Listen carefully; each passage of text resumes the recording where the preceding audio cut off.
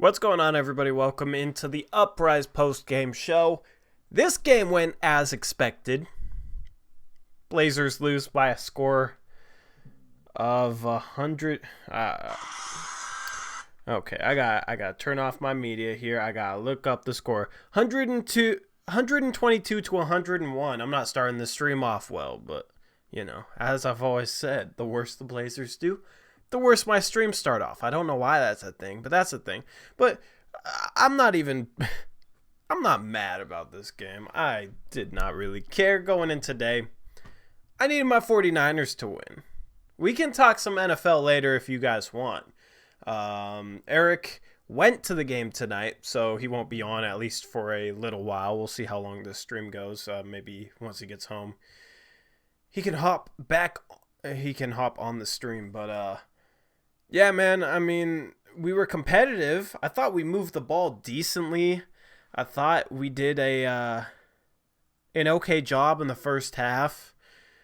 It was within 7 in the third quarter, and then the Bucks do what the Bucks do, and they pulled away. There's a reason they're 35-6.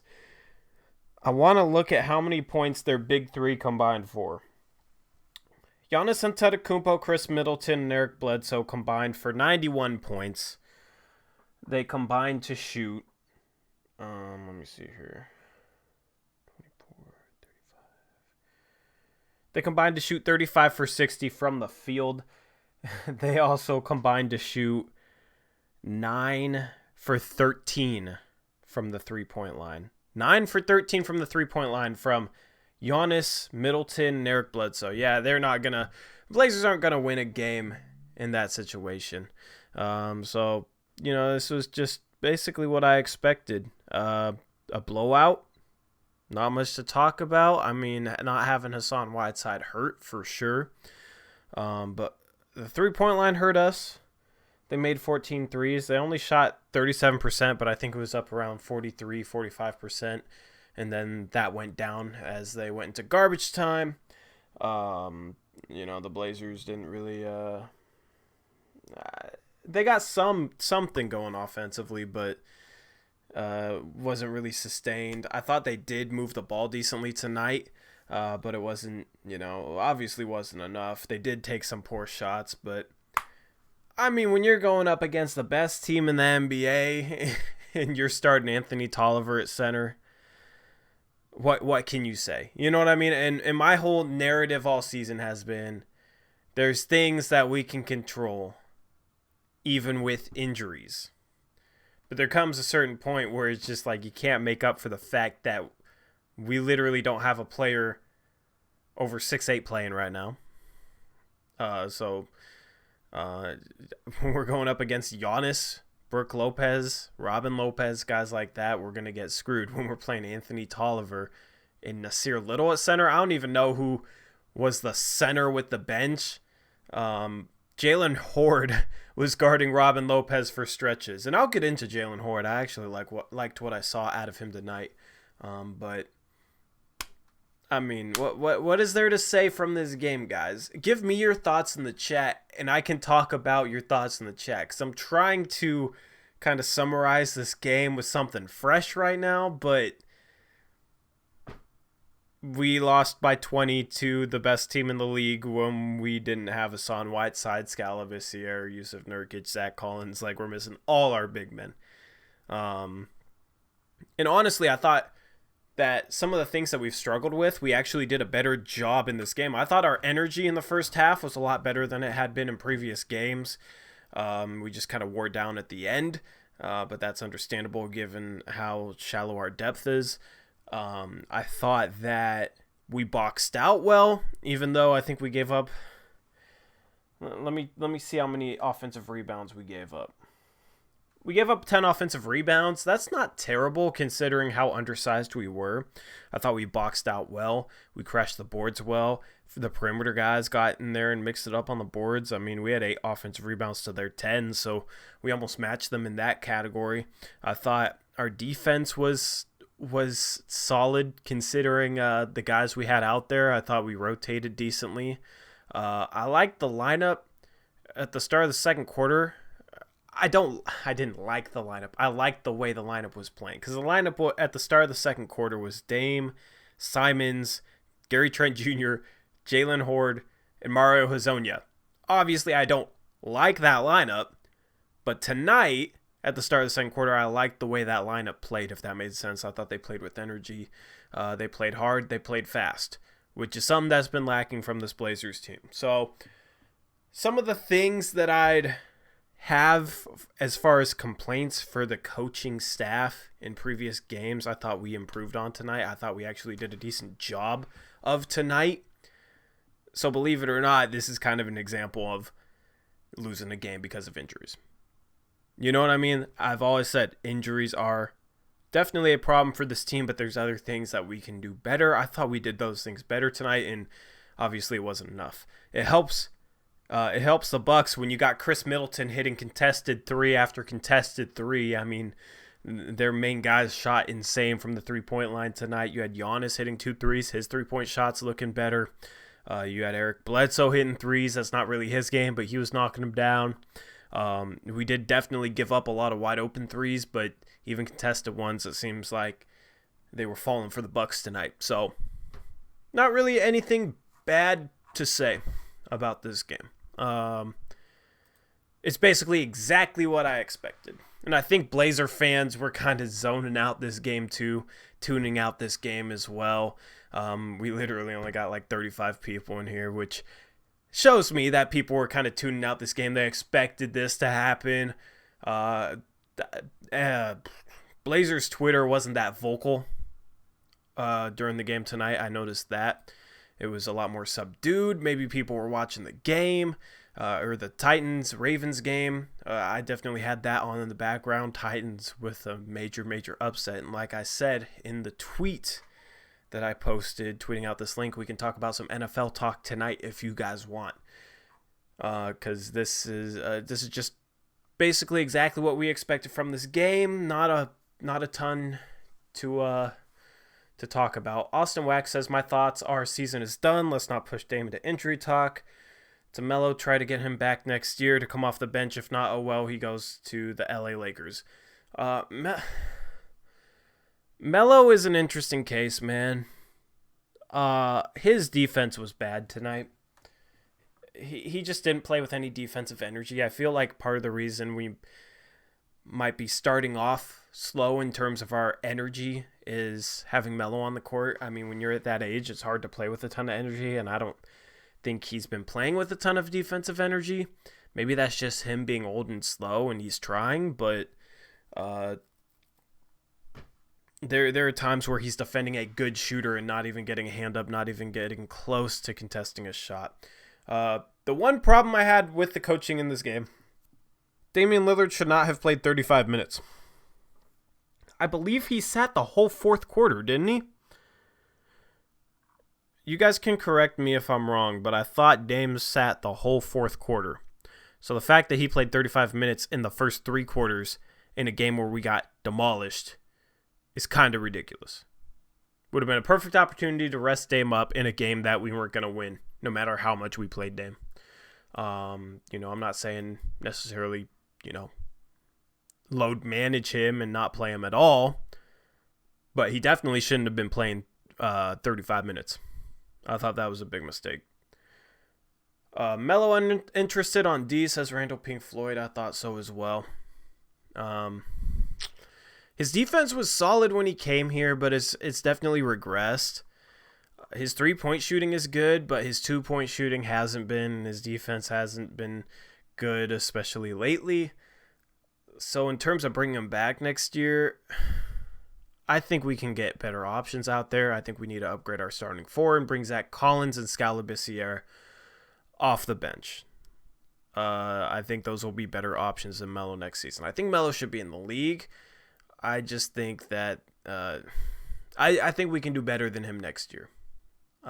He's had some great games, but if we were a better team, we wouldn't need to rely on him having flashback performances as much. And if we were in that situation, would we really need him, given how he hurts, our ball movement a little bit and how he hurts our defense a little bit?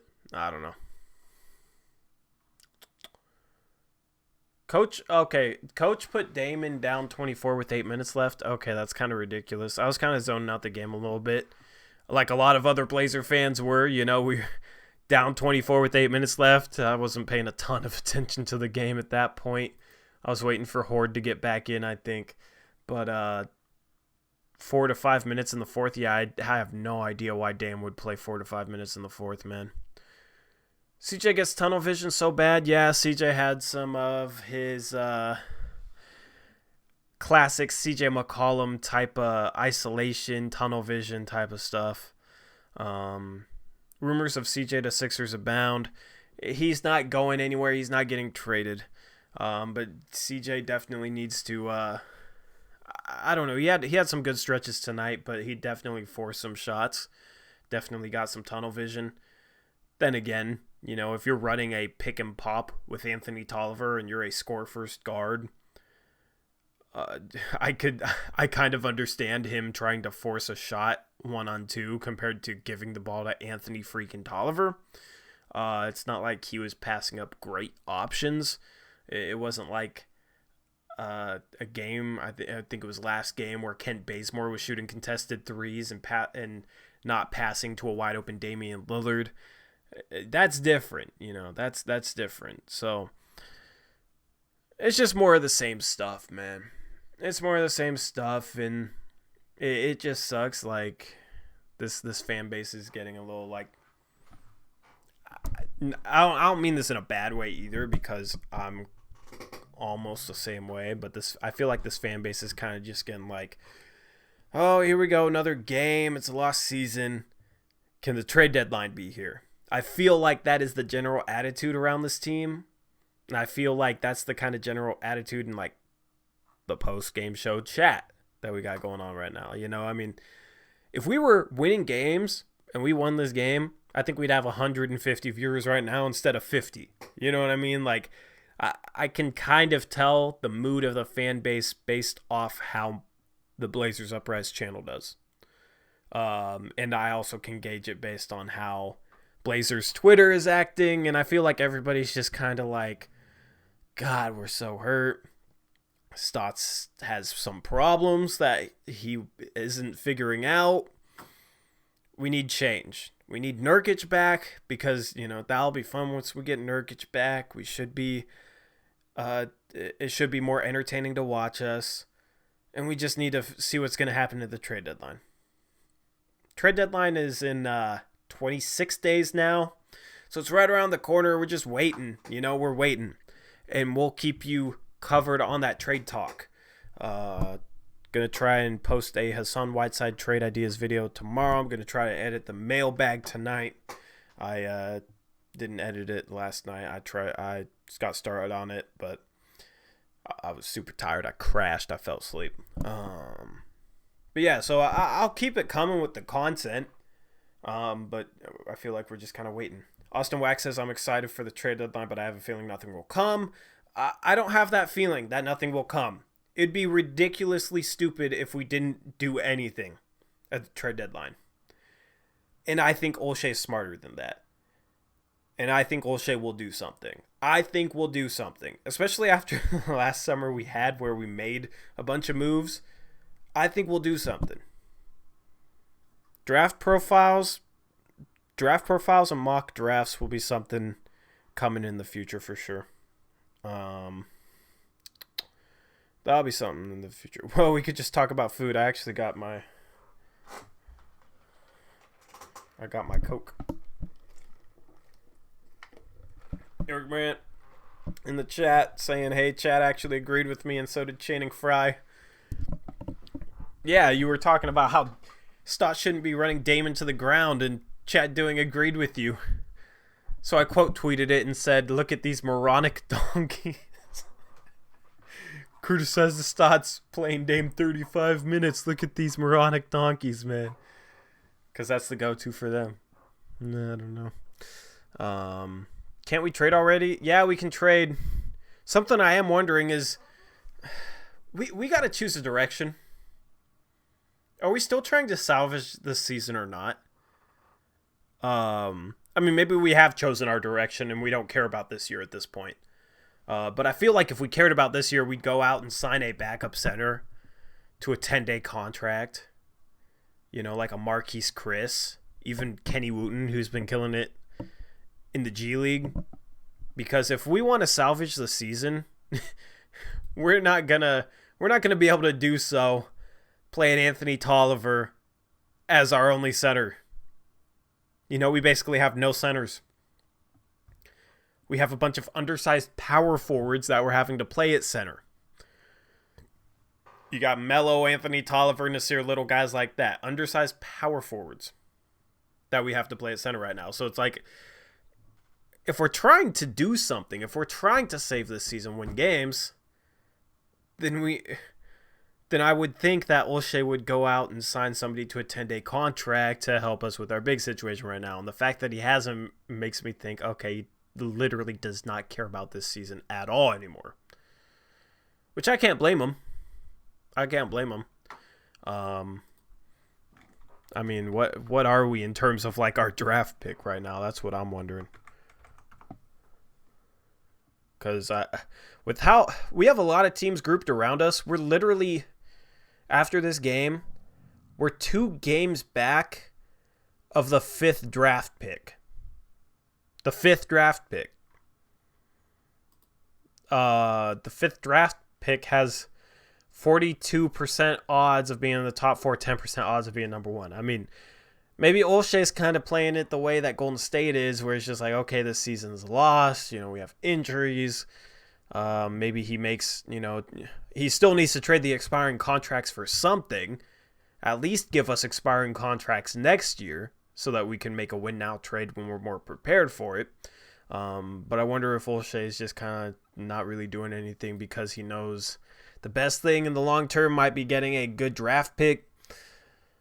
I don't know. You know, you don't want to waste a year of Dame's prime. It's kind of a tricky situation. It's just, it makes me wonder.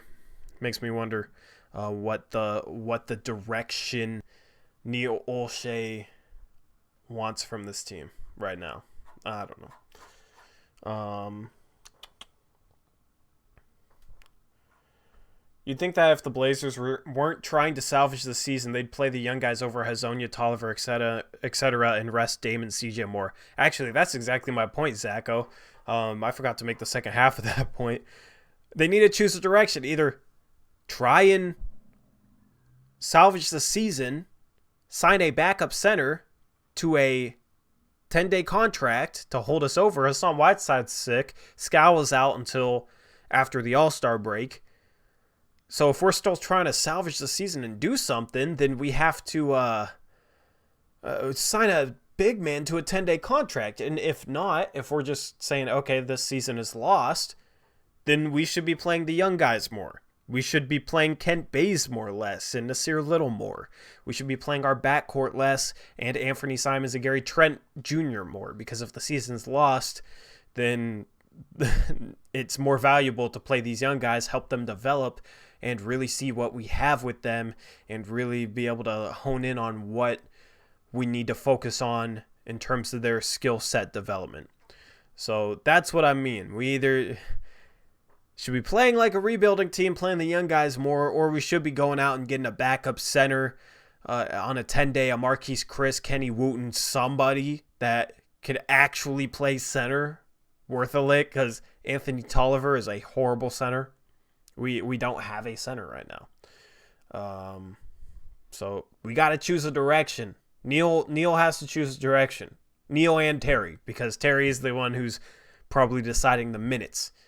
And Neil is the one who could go out and sign somebody to be a center right now.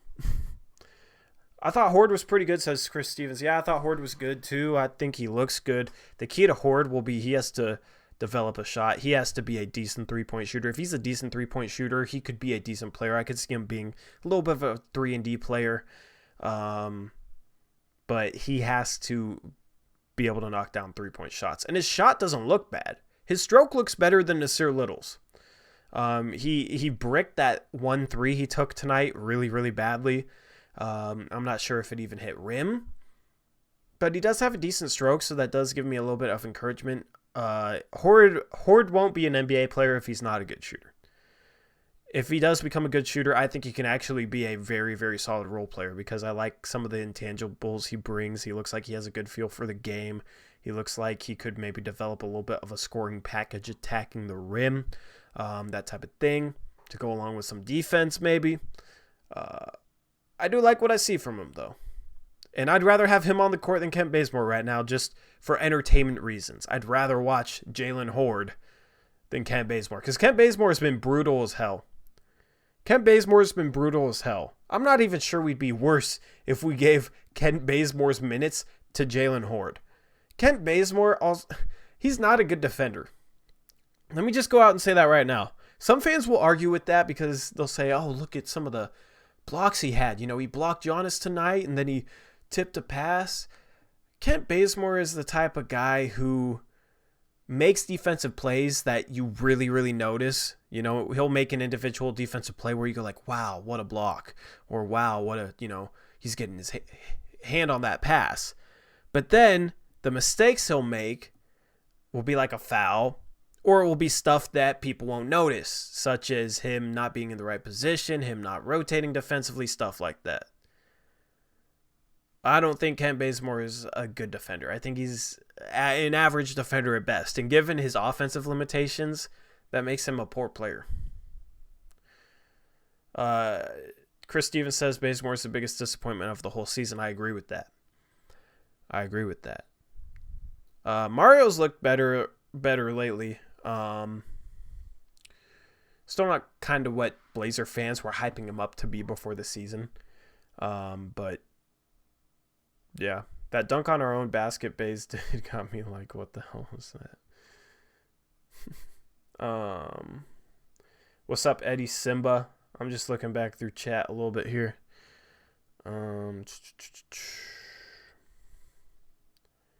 Tolliver is on a 1-year contract. We should stage a fake abduction and hostage situation on Bazemore and exile him to Suavi's Island. We need to play the young guys more right now, man. Need to play the young guys more. It was funny before this game. I tweeted out that the Tennessee Titans have a better chance of upsetting the Baltimore Ravens today than the Blazers do of upsetting the Milwaukee Bucks. And would you look at that? The Tennessee Titans did it, man. That was a huge upset. NFL playoffs are super entertaining right now, I think. I know we got a lot of Seahawks fans in here. I'm a Niner fan. Don't hate me. I'm ready to see that viewer count go down, like get cut in half because I'm a Niner fan. But, I mean, like, a lot of our fan base, I feel like it's like Packers fans or Seahawks fans or 49ers fans. So at least we have that. At least we have that. Yes, this is a football stream now, Reed. We're going in on football for a couple minutes, because why not?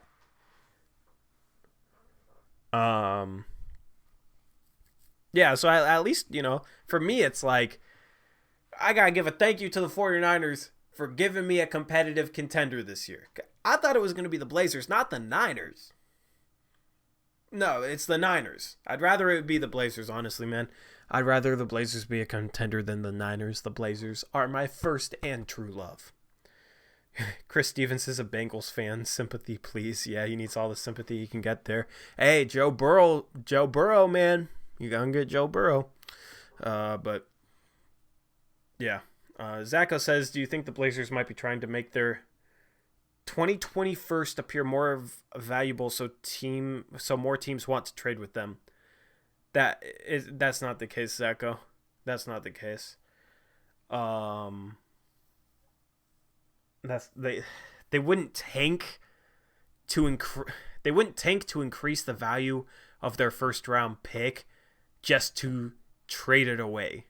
You know what I mean? Like that doesn't make sense. I've never, I just that just doesn't make sense to me. Honestly, I kind of see where you're going with that, but it just doesn't make sense. What moves do you think we should make before the deadline? We'll have some trade content. We should definitely explore Otto Porter Jr. for Hassan Whiteside swap. We should definitely explore the possibility of trading Gorgie or Kent Bazemore in pieces for Gorgie Jang and Robert Covington, stuff like that. We need some 3-and-D guys.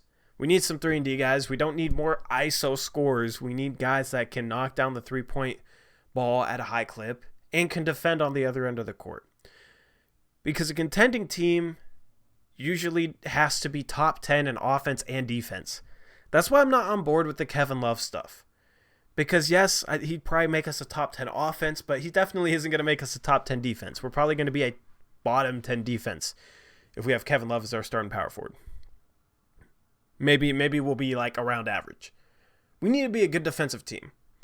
That's only going to happen with lengthy, versatile defenders. We need like Al-Farouq Aminu, Mo Harkless type defenders. Now the problems with Aminu and Harkless are well documented. They weren't good enough offensively. They couldn't shoot well enough. They couldn't space the floor well enough. So we need basically defenders like Harkless and Aminu, but they need to be able to knock down threes. I think Otto Porter Jr. could be one of those. He's consistently been a 40 to 44% three-point shooter. Now he's injured right now, but I think he'll be healthy next year. And if he's still injured, then he's a $27 million expiring contract next year that we could then use to match salary in a trade to bring in somebody else. I don't think the Chicago Bulls will want to pay him next year, so maybe trading them the expiring contract of Hassan Whiteside for Otto Porter Jr. would be something they want just so they get off of Otto Porter Jr.'s contract, which is basically has 2 years left. Otto Porter Jr. has a player option next year for $27 million. I don't see any way that Otto Porter Jr. declines that because he's not going to make close to $27 million a year if he ends up declining it. So that's the type of move I would explore if I'm the Portland Trail Blazers. Moves like that. You know, the upside, Otto Porter Jr. plays, is healthy. He provides us with elite three-point shooting for a forward and provides us with good defense as well. If not, he doesn't play. And we have an expiring contract next year that we can trade. Because if we just let Whiteside and Bazemore expire, then we're not going to have the salaries to match salary in a trade next year. Say we want to trade for a player making $30 million next year. What contracts are we going to give up to get that player? Obviously, we won't want to give up Dame, Nurkic, probably not CJ either. So you're looking at other guys. You're trying to send out $20+ million in salary in order to bring back a max level player. If we don't have those contracts, we have no way of doing that without trading one of our big three. So that's the thing, is like that's why it would be the worst decision to let these expiring contracts run out at the end of the year, not make a move at the deadline, and just have these expiring contracts run out. Now, some people would say, oh, you could re-sign them to 1-year deals, and then they'd be expiring next year. But if you re-sign Whiteside or Bazemore to a 1-year deal this summer, then they'd have a no-trade clause next season. So that would make it really, really hard to trade them. So it would create issues that way. So I'm on board with trading our expiring contracts for 2-year contracts, like an Otto Porter Jr., Gorgie Jang, just to roll over our expiring contracts to next year, basically. Hopefully that makes sense. So my favorite series of moves would involve something like Bazemore, Tolliver, and Hazonia for Gorgie Jang and Robert Covington, and then Whiteside for Otto Porter Jr. We might have to give up a first-round pick to get Covington. Maybe it's just seconds. I don't know. But if we could get Robert Covington and Otto Porter Jr. as our starting forwards, and then we'd have Gorgie Jang as our backup center to Nurkic, which would be a great role for Gorgie Jang to have. He'd be a lot more accepting of a backup center role than Hassan Whiteside would be, and he'd be under contract next year. That'd be the move to make, in my opinion. You'd also have Otto Porter Jr., Gorgie Jang next year. That's a $27 million expiring contract and a $16 million expiring contract. So you could upgrade the roster. Lag. We lagging?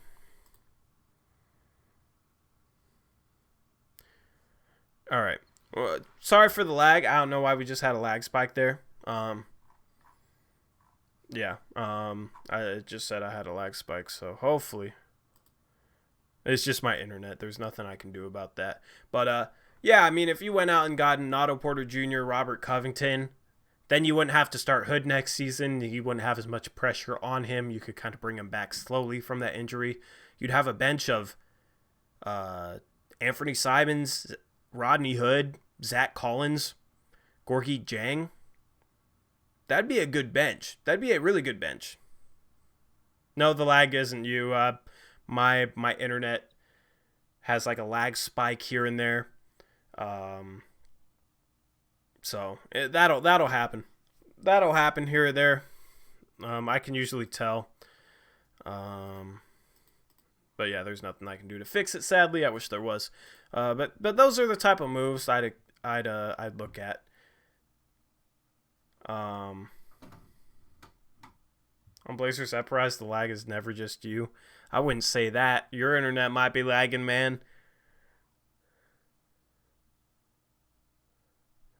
M. Sotelo says, I hate to say it, but the only player we can trade and make an immediate impact is LaMarcus.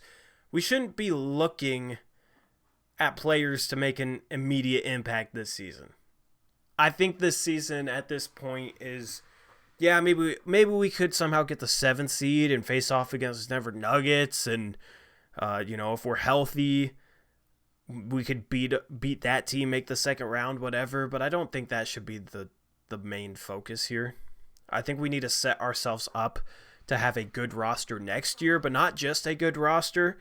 We need to set ourselves up to have the flexibility to upgrade the roster next year, which is what I'm talking about by having tradable expiring contracts next year. That's important. So that's why I like the idea of Robert Covington, Otto Porter Jr.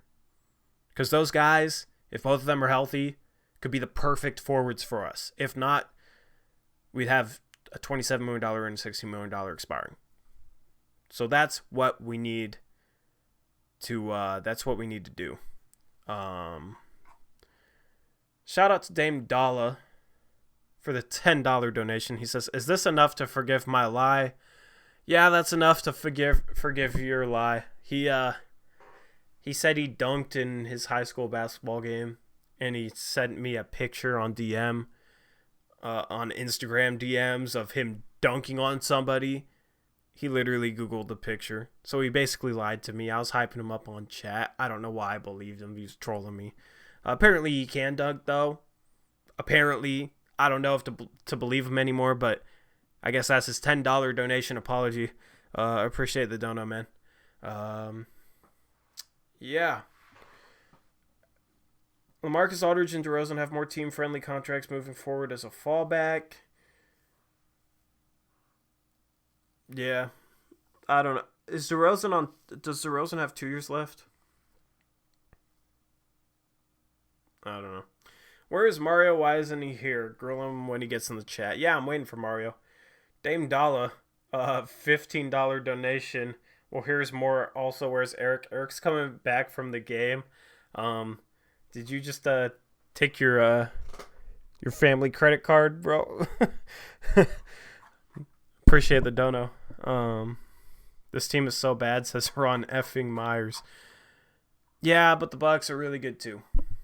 We might have been in this game against a decent team. I thought we did some things better tonight.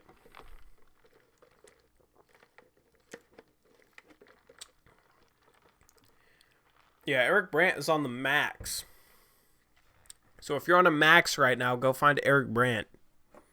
If you're going out to the sticks, which is where Eric Brandt lives. I don't even remember what it's called. It's some no-name place. He actually lives in a barn. It's a nice barn though. He pimped out the barn, but he lives in a barn. He likes the smell of hay. AM Productions Ravens got destroyed. Football's entertaining, man. Football's entertaining. I'm glad I got some I don't know. The Niners winning today gave me that level of hype that I haven't had in a while. Watching a sporting event, and I missed that mood. I missed that feeling of being hyped up. Niners need to win me a Super Bowl. I have no idea what it feels like to have a team that I'm a fan of win a championship. I've never had that experience.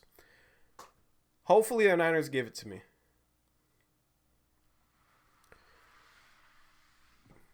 Appreciate the congratulations for the Niners making the NFC Championship. We'll see if the Seahawks make it. You ain't getting hyped with this team. Exactly, Ron effing Myers. I'm not getting hyped with the Portland Trail Blazers, so I'll be hyped to cover the trade deadline though, just from cover the whole league. We will maybe have a live stream Let me give me 5 seconds here.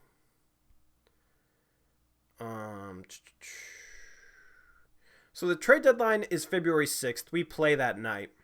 February 5th. The night of February 5th. Do you know what day the trade deadline is? Like the day of the week? Eric, do you know? Because I think it's a Thursday. We'll probably do a lot of live streaming the day before the deadline and then the morning of the deadline. That might be the plan. We're going to go all out for the trade deadline coverage, the live stream coverage of the trade deadline. For the Portland Trail Blazers, for all teams, we'll load it up with graphics. It'll literally be the best place to watch live trade deadline coverage here on YouTube. Me and Eric, we know the CBA as well as anybody that covers the Portland Trail Blazers, as well as pretty much anybody that covers the league. I'd say we're CBA experts, and me and Eric are pretty much the only podcasts, media people, whatever. We're pretty much the only ones that are critical of stats. But the thing that I want us to be known for is we know the CBA really, really well. We keep track of trade coverage really, really well. So this is going to be your number one stop for any Blazers, any Blazers media. This is going to be your number one stop. It is Thursday, and once done, find a new live stream, end this crap. I don't know what you mean by that, but the trade deadline's on that day. Might have to be a sick day during trade deadline. Yeah, Eric's not going to work. He owns his own business, for those of you who don't know. But he's taking the day off. We're gonna be covering it. We'll see when we go on air. We'll go on air in the morning. We'll chill for a while. We'll have to do we'll have to have some special stuff planned for when it's a dull period where we're just waiting on rumors or something.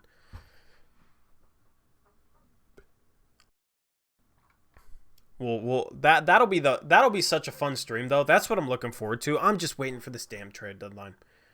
It's a Monday. The deadline's a Monday? I guess sure. I thought it was actually I can check right here. What am I talking about? Okay, yeah, the deadline's a Thursday. So Wednesday we usually have our podcast. We might stream for a few hours. I don't know. We'll figure something out. You are not the real Dame Dollar. We don't need two Dame Dollars in the chat. Dame Dollar, the real Dame Dollar. I know you're the real Dame Dollar. You don't gotta stand up.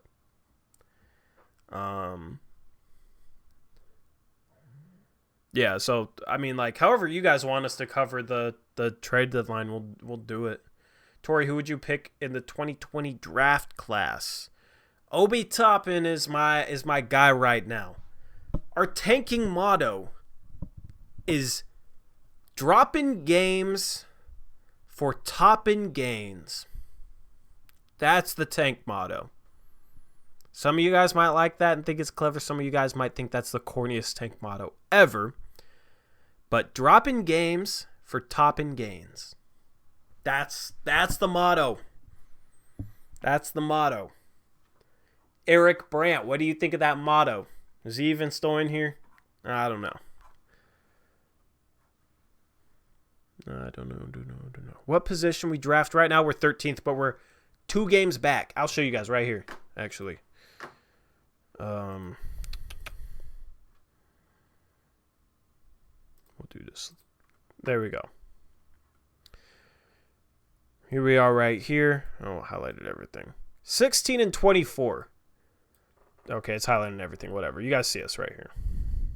Right, 7.5 games back of the... Let me reset it. 7.5 games back of the Atlanta Hawks for the worst record in the league. Look at this. 5.5 games back. Washington 13 and 25. We're 16 and 24. We're literally 2 games back. Or ahead, however you want to look at it. But we're literally 2 games separated from having the 5th overall pick. Literally 2 games separates 5th and 13th. That's the better way to explain it. So that's the thing. If we got to here, let me go to mock draft. Let's see who they got. I think Toppin will go a bit higher. I think Toppin should be like top 8. If we get up here, maybe Okongwu is kind of like a Montrezl Harrell type of guy. He's not a 3-point shooter though. He's 6'9". We don't really need like a center. We need a guy we need a forward, basically. That's the problem with this draft, though. Look at this. Anthony Edwards is a combo guard. You got a center, point guard, combo guard, basically a center. They list him as power forward, but this guy can't shoot threes. A combo guard. There's your first legit forward right there. In Avdija has some question marks. Avdia. I said his name wrong. He has some question marks, but in a normal draft, this is a weak draft too. That's the problem. That's the problem with struggling this year. This is a weak draft. In a normal draft, he would probably be projected like between 15th and 20th. But he's projected like 9th, 10th. Jaden McDaniels is a project. I feel like it'll take like 3-4 years for him to be good. I've watched a lot of him actually because I am a bit of a Huskies fan. I'm more of a Gonzaga fan, but I am a bit of a Huskies fan. And McDaniels just seems like he'll be a project. So Obi Toppin, I think, is the most NBA ready forward in this draft. I think he'd be a great fit. He's having a terrific year. I think he's actually should be like a top 7 pick. You look at his stats this year. He's playing at Dayton. 23 points per game, 9 rebounds, 2.5 assists, 1.5 blocks, shooting 36% from 3, can hit shots off the dribble a little bit, but 63% from the field. True shooting percentage, 68%. Box plus minus 12. Like, these are some insane stats. Like, obviously, it's college level. Obviously, like, you should be dominating at this level if you're a top 10 pick. But, I mean, his weaknesses, his age. Okay, he'll literally be like 22 at the start of next season. That's not that old. And that means he's more ready than other guys if he's older. Offensive rebounds. If that's like if your top 2 weaknesses are draft age and offensive rebounds, I'm fine with that. Free throw rate doesn't get to the free throw line enough. In rebounding, apparently, even though he gets 9.1 rebounds per 36 minutes. Oh, I was reading off his per 36 minutes stats. So he gets like 19.5 points per game, almost 8 rebounds, over 2 assists. But like, he has a lot of strengths. I think he could be a really, really good player. Maybe not a future all-star, but I do think he has that potential. He's actually super athletic as well, on top of being a decent shooter, decent defender, that type of stuff. But there could also be somebody that rises up this draft board. Okoro. I don't know exactly how to say his name. I forget. There's a couple Okoros, and I think they're pronounced a little differently, that are playing college basketball right now, but he kind of came out of nowhere. So I need to watch him a little bit more. Other than that, like, Tyler Bay isn't that good. Precious could be interesting. Precious could be interesting, but I just haven't seen him play enough. He doesn't really shoot threes. He's not known as a 3-point shooter. So that's the thing. We need 3-and-D guys. There's not really many of them in this draft. That's what sucks. I think 2021 is a much better draft for that. So anyway,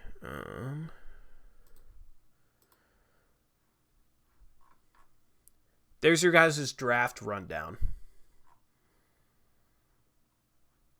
Little like draft teaser preview. We need Obi-Wan. Yeah, I'm a fan of Toppin. Eric Brandt brought him up to me when he wasn't even projected to be a first-round pick, saying this guy could be really good, and then he has jumped up mock drafts. Yo mama says my draft motto is suck now. I always want to read Yo Mama's comments out loud, but I also really don't. What do I think about your tank motto? I think it fits your persona. We not drafting a man named Precious. We're not drafting a man named Precious. We got Obi-Wan. We could get Precious. We could get a guy named Nico. Yeah. Honestly, if we ended up in the top 3, I mean, maybe LaMelo Ball could be interesting. I don't think he's that good, though. I don't know. I have no idea what we'd do if we got the number 1 pick. Probably trade it down. If we got, like, the number 1 or number 2 pick, I'd try and trade it down. Draft Obi. And, trade it down and see what you can get. See if you can get, like, the 6th pick and maybe a good player or something like that.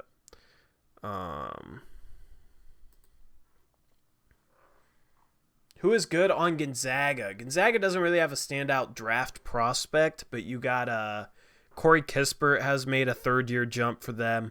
He's kind of looks like he could be a 3-and-D guy in the NBA. He is a shooter. His defense is questionable with how it translates, but he gives a lot of effort on that end. You got Killian Tilly could be a good stretch 4, like, guy that can pass the ball. Petrusev has made a 2nd-year jump. There's a guy I've never ever heard of, apparently, that's projected in this mock draft, and his name is Trevelin Queen. That's an awesome name. I hope we draft that guy. Trevelin Queen. New Mexico State. You got some cool names here in the 2nd round. Nemius Quita, I think you say his name. Grant Riller.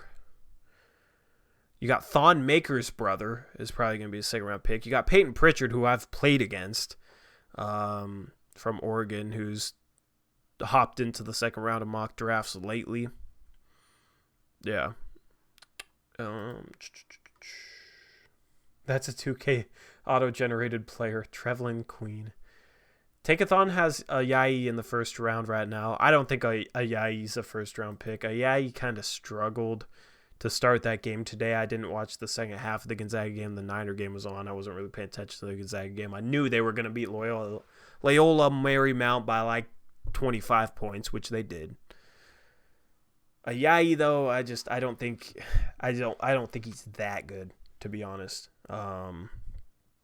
But Gonzaga has 4 guys that could get drafted next season. And then even if that happens, their recruiting class next year is insane. They got the 6th overall player, which is Jalen Suggs, Julian Strother. They got their best recruiting class ever coming in next season, which is very, very exciting for me. We can package LaMelo and send him to the Bucks. Honestly, if we made a move where we like got Otto Porter Jr., right? Or maybe not Otto Porter Jr. Let's say Gorgie Jang. Let's say we got Gorgie Jang. Let's say we also got Otto Porter Jr. and Robert Covington. The deals that I suggested. Say we got like the 2nd overall pick or the 1st overall pick, 3rd overall pick, and like a Drew Holiday was still on the Pelicans and they had like the 7th overall pick and they wanted to trade up. Maybe they wanted to pair LaMelo Ball with Alonzo Ball. Having 2 like elite playmakers like that to throw Zion lobs could be interesting. I mean, maybe you'd trade like the 2nd pick and Gorgie Jang, who would have a year left on his contract, if he was, that's the thing. We can't trade Whiteside in the summer because he's going to be a free agent, so we can't trade him in the summer. But so that's why I want guys on 2-year contracts. It gives us flexibility in the summer to trade them to match salary, and then as well as the deadline next year. So that's the thing. If we got like a top 3 pick, I'd want to try and trade down. Maybe we could package like Gorgie Jang with Gary Trent Jr. and Mario Hezonja if he opts into his player option. Something like that. And maybe you could get the 6th pick in Drew Holiday or the 7th pick in Drew Holiday. And the Pelicans trade like the 7th pick in Drew Holiday to move up to like 2 or 3 to take LaMelo Ball. And then you take Obi Toppin. Okay, and then you have Drew Holiday as your 3rd guard. Or what you could do then, if you had Obi Toppin, you add to Obi Toppin, you still have Otto Porter Jr., Robert Covington, Obi Toppin now, Zach Collins, Nurkic. Then you could, either keep Drew Holiday as that 3rd guard and just have an amazing bench, maybe the best bench in the league, or you could trade Drew Holiday for a piece at one of the forward spots. You could maybe flip him for something else, maybe to Phoenix for Kelly Oubre or something like that. I don't know. That's what I would do if we ended up with like a top 2 or 3 pick. Nobody at the top of the draft really wows me. I'd trade the pick down to try and get additional assets and then draft Obi Toppin. If that makes sense. Do I think Hassan in the locker room is damaging the dynamic? He has a reputation. I don't think he's damaging anything at all. We got a Lakers fan 24 who doesn't realize that 2002 was 18 years ago. He's coming in here with the Jailblazers comment.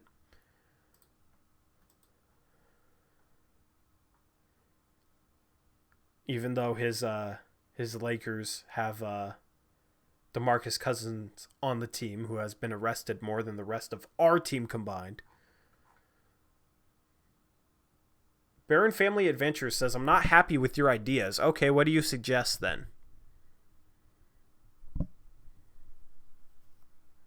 You don't like the idea of the possibility, like if we ended up getting a high draft pick, the possibility of getting Obi Toppin, Drew Holiday, Otto Porter Jr., and Robert Covington. I mean, obviously, I'm just throwing hypotheticals out there and a bunch of moves that would take like a bunch of divine intervention to line up. But it's just like one course of action. I don't know why. I don't know why you wouldn't be happy with that. Keeping this team the same is not the answer. We're 16-24. Kent Bazemore is useless. Hassan Whiteside isn't going to want to come back to come off the bench behind Yusuf Nurkic. Even if he did, I'd rather have a slightly worse version of Hassan Whiteside who is a forward. A slightly worse player than Hassan Whiteside that was a forward. Because Whiteside and Nurkic can't play together. So at most you can only play both of them 24 minutes a game.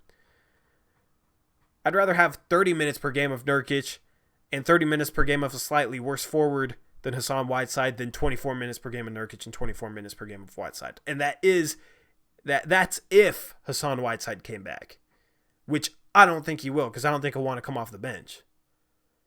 So keeping this team the same makes no sense to me. Baron, I'm not saying we're trying to get in the draft. Like, right now, it seems like that's a decent possibility. So I'm talking about potential options if we get lucky in the lottery and end up at the top of the draft. We're 16-24. The draft is a very real possibility. So it's interesting to think of certain hypotheticals. You know, if we get lucky in the draft lottery, end up top 4, what do we do then? Because the top 4 picks are basically all guards and a center. And we don't need guards or a center. Obviously, you know, if a player is like amazing, you take them. Maybe you trade CJ or something, but there's a lot of point guards there. Which just doesn't fit So I'm literally just talking about hypotheticals that I haven't talked about before to keep it fresh here on the Uprise Postgame show.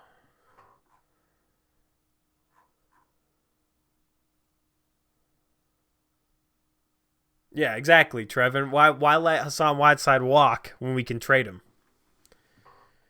Baron Family Adventure says, except Dame and CJ, we haven't done well with draft picks. We literally have had one lottery pick since those guys, and it was Zach Collins, who everybody seems to like. You know what I mean? 24th overall, we got Anthony Simons. I think that'll be a steal. Nasir Little at 25. I mean, jury's still out on him for sure because he wasn't even supposed to play this year. Yeah, exactly, too. What Eric Brandt said. We can trade Whiteside for forward help that'd stay here and be on a contract next season, and then we can go sign a backup center. There's a lot of backup centers out there.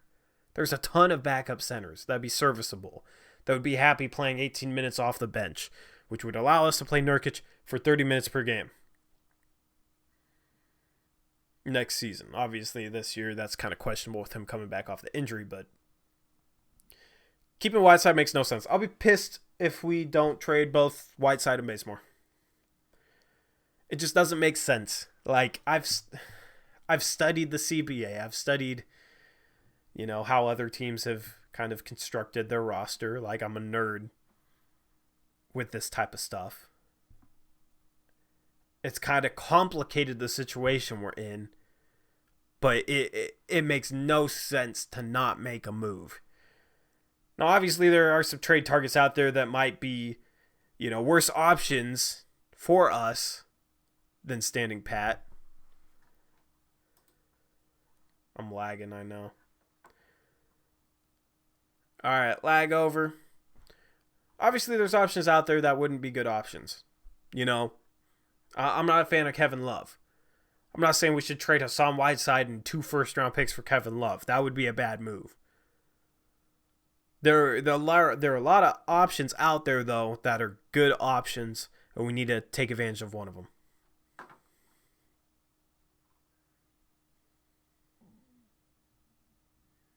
That's just my opinion. You can see it differently. That's fine.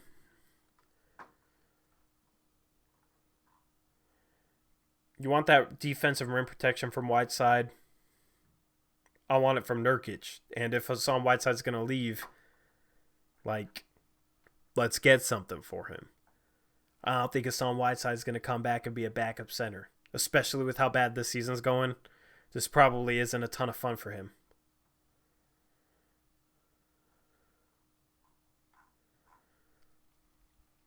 That's just my opinion. Is Eric still in the chat?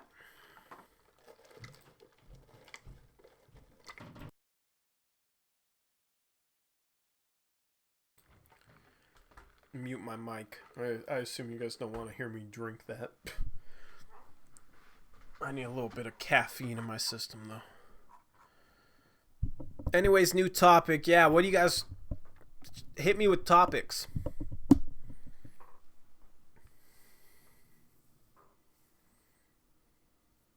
You want LA? LA is going to be 35 years old next year.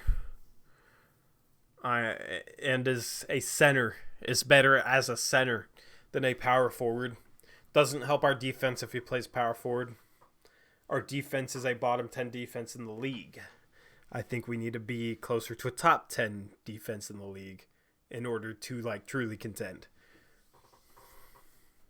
But we need defense at the forward spots, We have defense at center with Nurkic coming back. We need defense at the forward spots.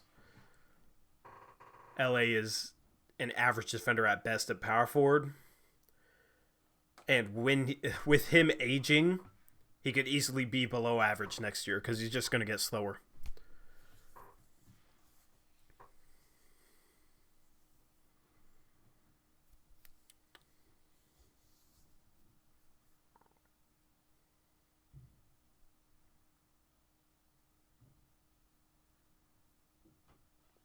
Eric Brandt made a good point. I read it first. He said the trades Torrey is suggesting would make the playoffs more likely, and winning once we got there more likely as well. So I don't understand why standing pat means that we are going for the playoffs. I don't understand that either, that going for the playoffs means we need to stand pat. We can upgrade this roster now, which would also help us upgrade the roster next year, while also providing us with more flexibility in the offseason and next year via trade. So I don't think Melo will re-sign with us this summer. I got a mailbag dropping soon that goes into a little bit more of depth on it. I think I got asked it on my last mailbag, and then somebody asked it again in the comment section to that mailbag, which I answered it on. So I answered it again in this upcoming mailbag. Tori, why are your eyes so red? Oh, you retracted the message. I wear contacts and I sleep in them a little bit too much. I get that question a lot. I'm kind of tired right now too at the moment. But you have flexibility to dump LMA after next season. Aldridge's contract is good, I think. Let me look at his contract.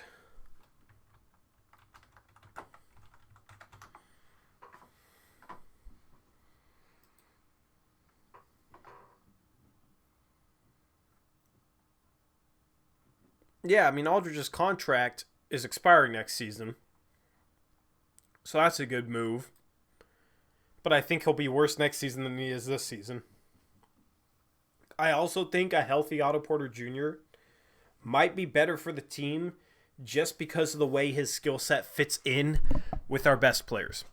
I don't think Otto Porter Jr. is a better player than LaMarcus Aldridge, but that doesn't mean that he couldn't come in and be a better fit, because fit matters a lot. We need 3-and-D guys. Otto Porter Jr. is a great three-point shooter and a very, very solid, very, very good defender. Aldridge is kind of an three-point shooter. He's been hot from there lately, but he's always been an three-point shooter, and he's not a good defender at the power forward position, which he'd have to play next to Nurkic. So I think Otto Porter Jr. fits a lot better than Aldridge.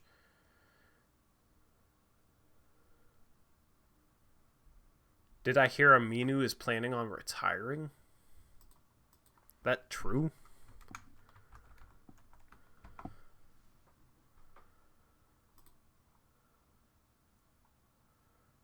Where'd you hear that, Dame Dollar? He's likely out for the season. That's all I heard.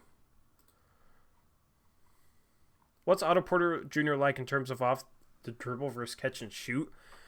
He can hit a mid-range pull-up. But, like, he's just a guy, like, in terms of shooting threes, he's not really going to be shooting threes, like, off the dribble or anything.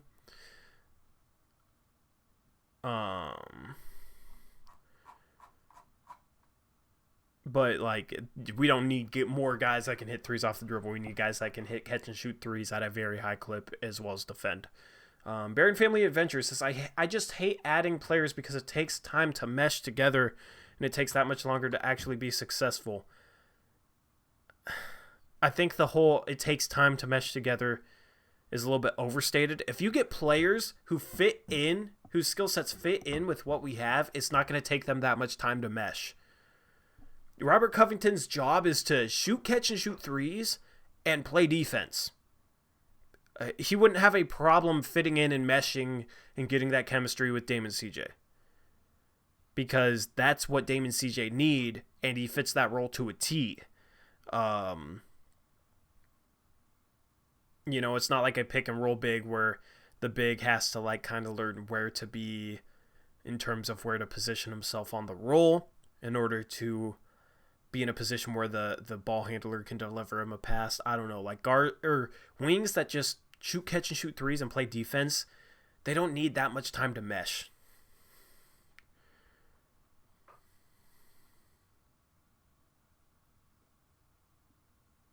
Eric says, like last year, Baron, Hood and Cantor really sucked integrating. Yeah, Hood and Cantor, they came in, instant boost. Instant boost. We don't make the Western Conference Finals, maybe not even make it out of the first round if we don't have Hood and Cantor, who we added to the trade deadline last year. Who could we trade for Covington? My idea is either Whiteside for Covington and Jang or Bazemore and a couple minimum contracts, Tolliver, Hazonia for Covington and Jang. We'd probably have to add in at least a second-round pick, maybe a first-round pick. But maybe we'd make it next year's first-round pick since our pick this year is going to be better. Or maybe we make it this year's first-round pick. I don't know. Something kind of around that. I think they kind of want off Jang's contract. So that might help us make the trade happen, taking him back as well. And he would be that backup center behind Nurkic. He'd basically replace Whiteside. He just fits better as a backup center and would be more accepting of that role. And then he'd be an expiring contract next season. So that's why I like the Jang and Covington idea. Hood and Cantor did really help right away. I'll admit that. Yeah, I think it's overstated how much time players need to fit in. I think it's a bit overstated. And if we're making moves at the deadline now, what happens the rest of the season isn't a huge deal. If they struggle to mesh and we miss the playoffs because of it, we'll just get a better draft pick. They'll have time after the trade deadline to mesh throughout the rest of the year and then training camp next year. So by the time next year starts, we'd be ready to go. Have that chemistry. And if we don't if we don't lose in the first round because we don't have enough chemistry, instead of making the first round and losing the first round, say we end up with the 10th overall pick, that's better for us anyway. So it's not really, there's no downside there. Unless Porter declines his player option, I highly doubt Otto Porter Jr. declines his player option. $27 million a year, he's not going to be able to recoup that. Especially after a season where he's been injured most of the season. Is Hood out for the season or can he come back? Hood is definitely out for the season. Anybody who tears their Achilles in season is out for the rest of the season. Automatically. Kevin Durant tore his Achilles in the finals. He's out for this season. It's like a 10-month recovery, 8 to 10-month recovery. Maybe even longer than 10 months. Because Kevin Durant's going to be longer than 10 months. So I'm hoping Hood can be ready to start the season next year, but it's not even a given that he'll be ready to start the season next year.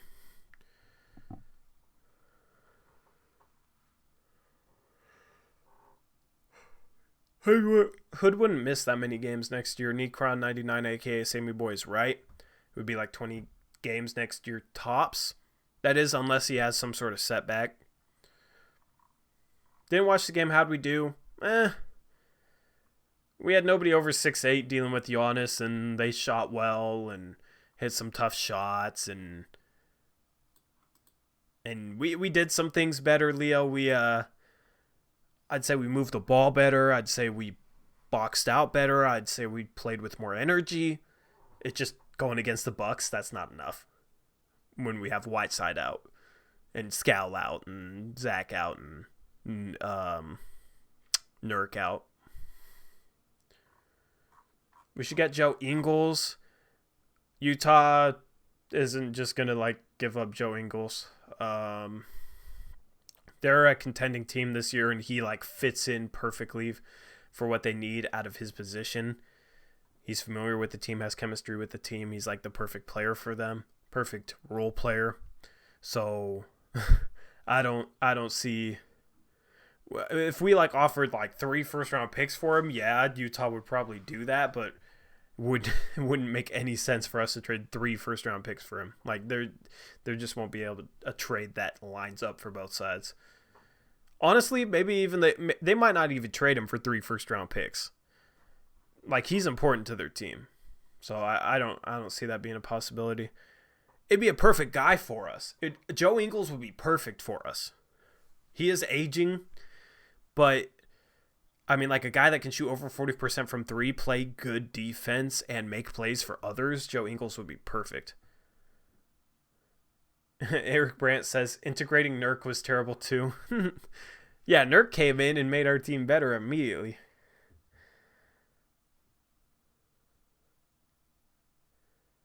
I wish we could get Cap, but it's very unlikely. Yeah, Cat's not gonna happen, but Cat would be perfect, man.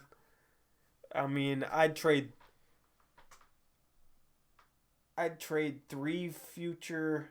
No, we could trade 4 future picks, like let's say 2020, 2022, 2024, and 2026, alongside like Simons, Little, Collins, and Whiteside. I'd do that for Karl Anthony Towns. Because if you had Dame, CJ, Karl Anthony Towns, and Nurkic, that lineup would be insane. And then maybe you could trade like Bazemore, Tolliver, and Hazonia for Otto Porter Jr. and have Otto Porter Jr. in at the small forward. That would be insane.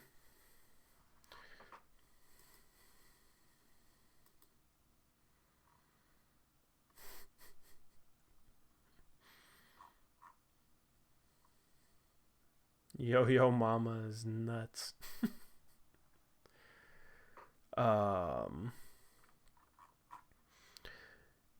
Yeah, if we stand pat, Eric Brandt will go on a rant that'll be entertaining as hell. That is the silver lining if we don't do anything. I'll go on a rant too.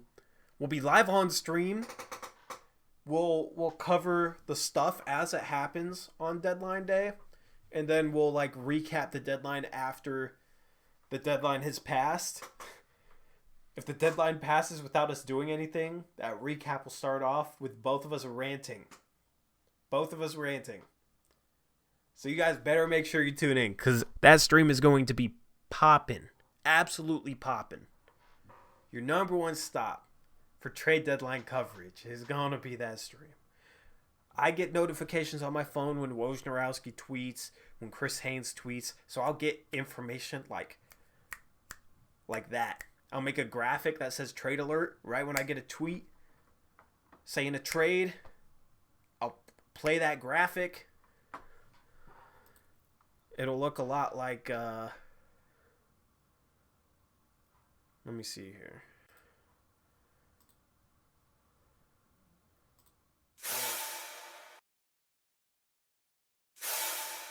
It'll look a lot like that. Something like that. Little trade alert thing, and I'll have graphics and stuff. It'll be dope. Woj bombs. I'll be dropping the Woj bombs for Woj.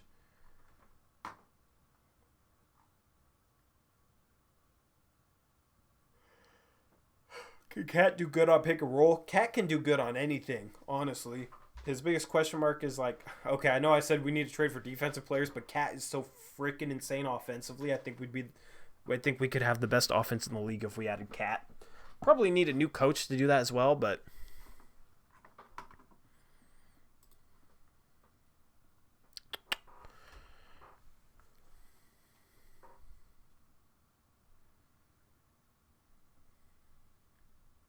I think the stream's a little bit behind me. I need to check that right now just because of the lag I've had.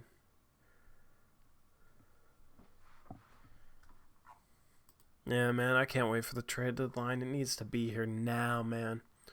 Now.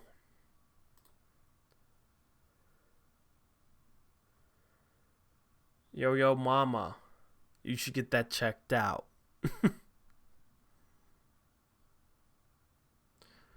Should get that checked out, bro.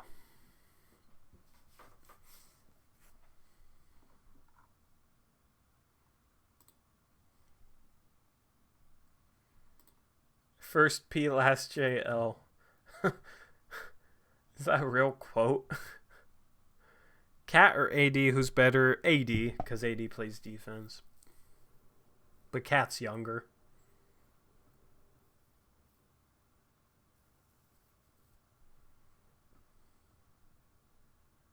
Oh, my stream's only 5 seconds behind. We're good.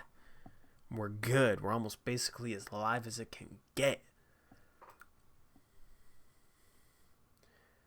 Randall Pink Floyd says, no suffered through January with the rest of us, Troy. Trust me, man, I'll be suffering. It's hard to make videos and sit down and edit videos, but I'm going to try and do more of those.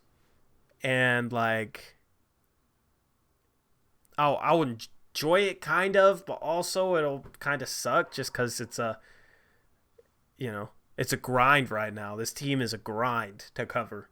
Not for postgame, not for the live streams. Live streams are easy. They're so much fun no matter what. Like, you guys make this a ton of fun for me. Literally just being able to sit here and go live, perfect. Editing a video, like recording a video, editing a video, and then publishing it with a unique thumbnail and title and stuff. That's a little bit of a grind. And when the team's struggling like this, it can be a little bit tough. But I'm going to suffer through it with you guys. And also try and help your guys' suffering by creating some entertaining stuff to get you through it. That's the goal.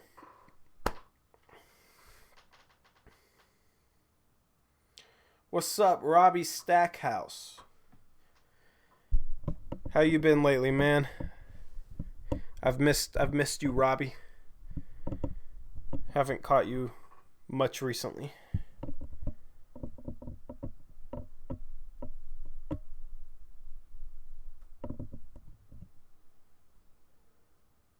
Yeah, Cat isn't much worse than AD.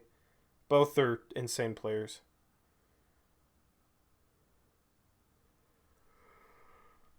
Oh man, how am I yawning?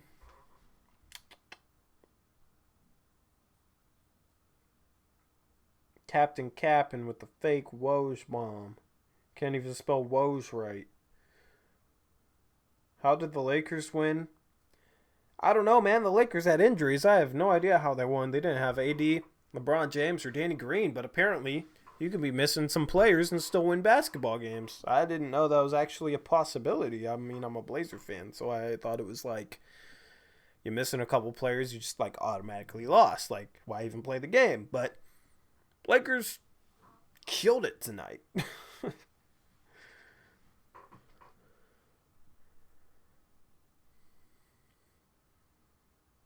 Robbie says, I've been suffering watching these games. I've been watching every show, don't worry.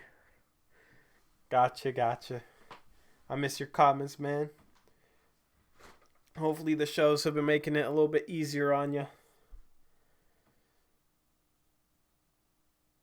AM Productions, don't even mention that as a possibility. Yes, that would suck.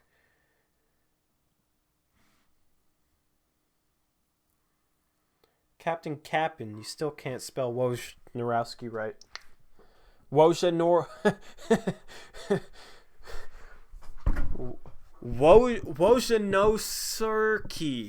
Wojnarowski.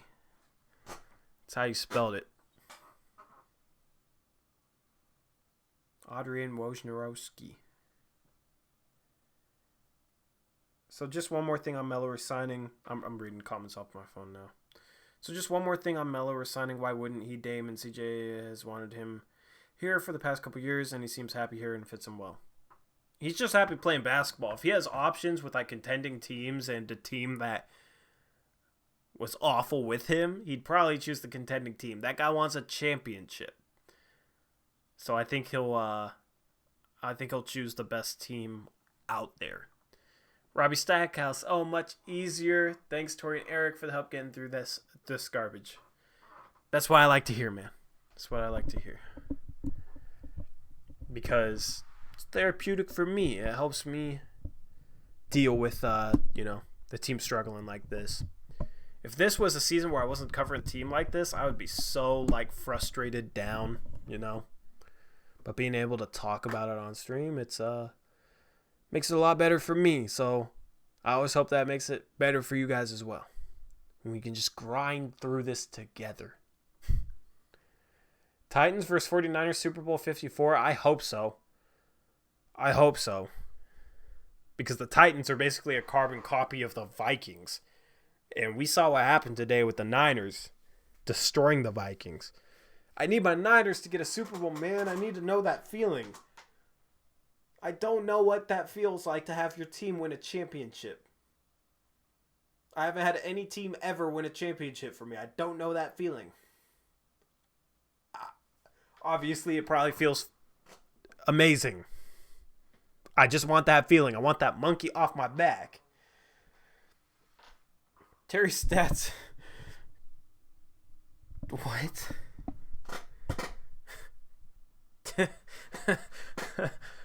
Turi Stats cutted Blazers to sign Eric Brandt in next couple days. Starches tell Wage of ESP.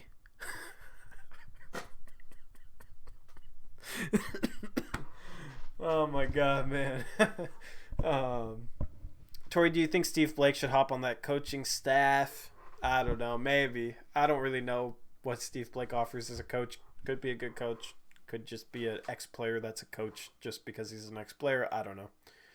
Seahawks back to the Super Bowl? Nah, man. I'm sorry, but nope. Terry cutted the Blazers, LMAO. The Ducks won the Rose Bowl. I don't know if that counts as a championship. It doesn't count as a championship. It's the Rose Bowl. Not the national championship is Monday. LSU and Clemson. Don't count Seattle out. I'm not counting Seattle out. But guaranteeing them to win the title, no. Don't guarantee them to win the title. Or make the Super Bowl. Don't guarantee them to make the Super Bowl. That's counting out the Niners, and that'd be silly. Niners look good right now. Steve Blake's eyes kind of creep me out. Yeah, kind of got crazy eyes. Eric Brandt is better than Tolliver. Man, can they just sign me to a 10-day contract? And then I could give you guys like the best YouTube content you've ever seen in your life. That would be insane, man. At least they should let me on the summer league team. I don't have to play, just practice a little bit. I'd vlog it. That'd be awesome. I'm putting $10K on the Tigers for the national championship. Are you really? You got $10K to bet like that?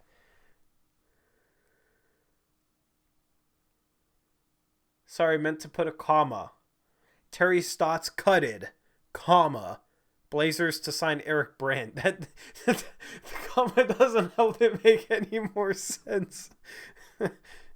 Sign Torrey to a max contract. I'll take a minimum contract. I'll take a $900,000 minimum contract. That's insane money if you think about it. But I'll surely take a max contract too. I'll take a solid $30 million.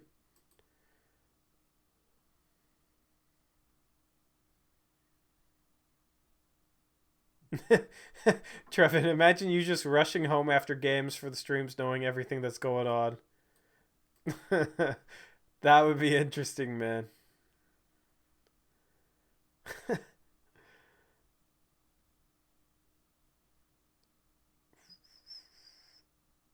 What? WTF Maine? What's up, Maine?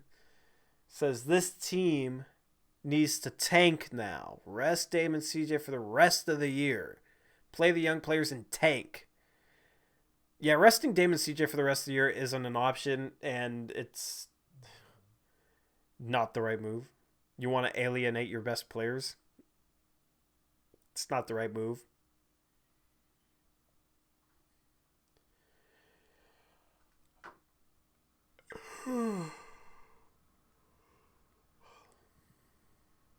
Danny Meringue, do you know what's going on?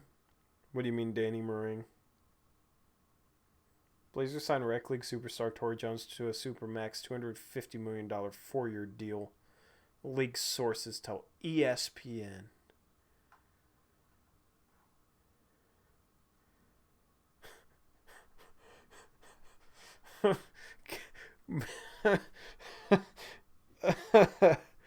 Oh, shit.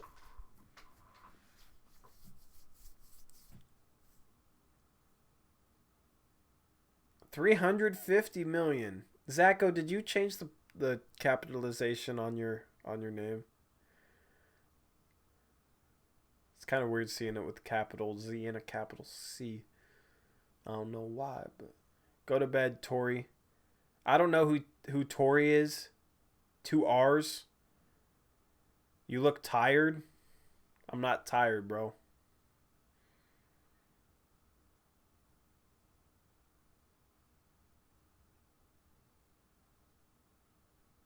I was tired to start this stream. I'm just chilling right now.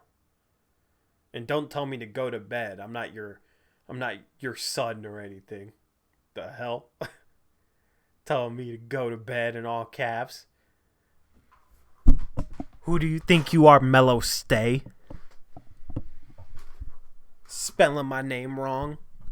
Telling me what to do in all caps. Telling me to go to bed. What do you think this is, man? Tori, stop working on them damn slides for the podcast. Oh, you're going to retract your message. I saw what you said. Those don't take that long. He's tired because he got 30 minutes today. Tori Craig. I don't even know what's happening anymore. Tori with the 2 R's lives in Tigard and East Government Cheese. According to JP's perspective, who now has me blocked because he doesn't like when people call him out when he's calling other people donkeys for not thinking that Andrew Wiggins is a god. Everybody's a moronic donkey. Chad Doing be talking about me on TV. I messaged Chad Doing on Twitter, calling him out a little bit.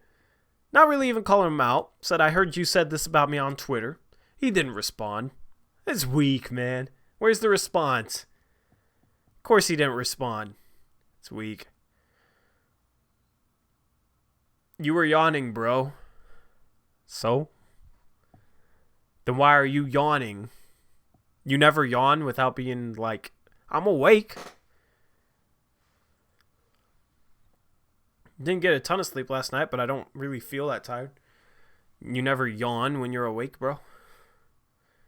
Who knows? Maybe I'll fall asleep live on stream. You guys can watch me sleep. Yo Mama would probably watch me sleep and enjoy it.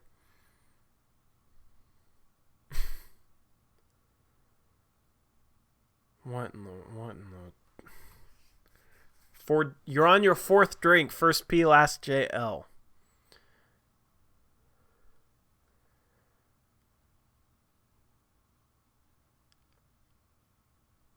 Sleep stream? No TF, I won't. Wow, bro. Alright, screw you then.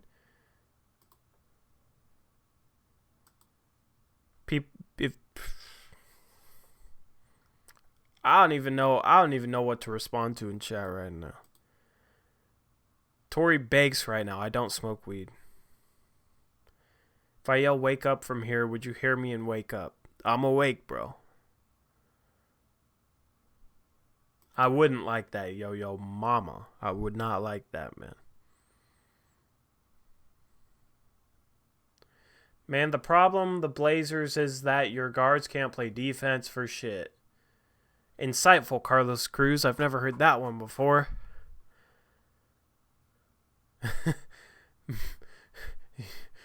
Mellow Stay, you got the joke.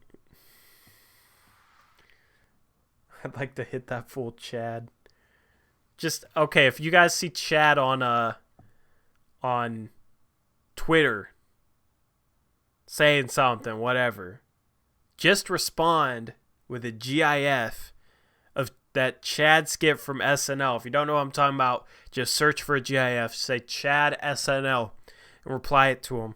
I want him to deal with those in his replies almost every tweet he gets. This is warfare, you know, it's kind of like, you know, no rules here. So we're talking Chad GIFs on Chad Doing's post. If you guys haven't seen the SNL skit, it's Pete Davidson playing. Just search Chad SNL and watch those skits. They're funny as hell. Favorite SNL skits. It's basically everybody knows a Chad and is making fun of people named Chad. So post those on Chad Doing's posts. And he'll start, it's war now. He calling me out on TV and then not responding to me DMing him. So we're talking warfare through memes, through GIFs, through pictures and GIFs of SNL skits. It's what we're talking about here. The great Twitter war of 2020. I've been holding back my weapons. Like, I have ammo that I have been restraining from using. He's out there emptying his clip on Brian No's show on live TV. I haven't emptied a single thing out of my clip. He doesn't want that. Doesn't want it. Chad the Jim Rome, smack off loser.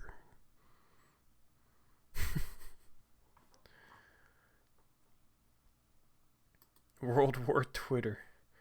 Chats is your armor. I'm back. What I miss? We've been all over the place, so I don't even know what to tell you that you missed. Also, shout out to Russell First Round to Exit Westbrook for time stamping on streams. He's basically going to help me put together a stream highlight montage.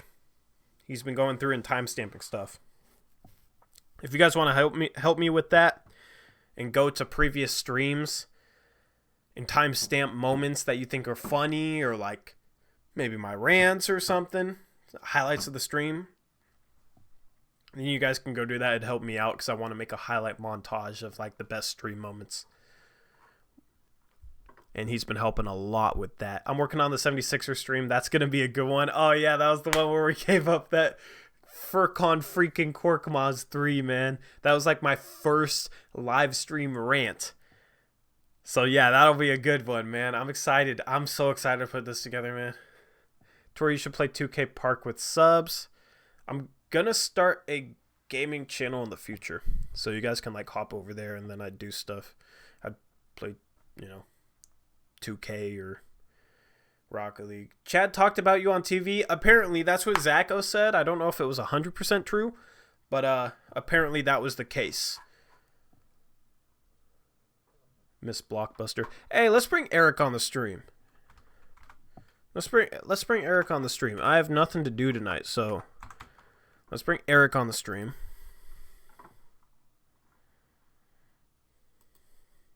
I'm going to go get something to eat, something to drink real quick. Be back in 5. I'm going to let Eric take it over, though. You guys probably don't want to hear that ringtone. I don't want to hear that ringtone. I hate that ringtone.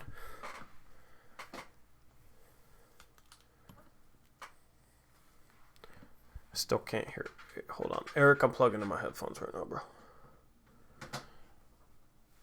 All right, you can hear me? Yep, what's up, man? What's up, man? I'm going to go grab something to eat. I'm going to go grab something to drink. This is your stream now. Have fun. What are you going to eat? Not sure yet. Not entirely sure. I'm going to go raid the pantry. So, have fun. What's up, everyone? How's everyone tonight? I was trying to keep up with chat, but it's kind of hard driving home sometimes. I was at the game tonight, up in the 300 level. Yeah, the ball movement was all right, Robbie. I wouldn't say it was great, but it was all right.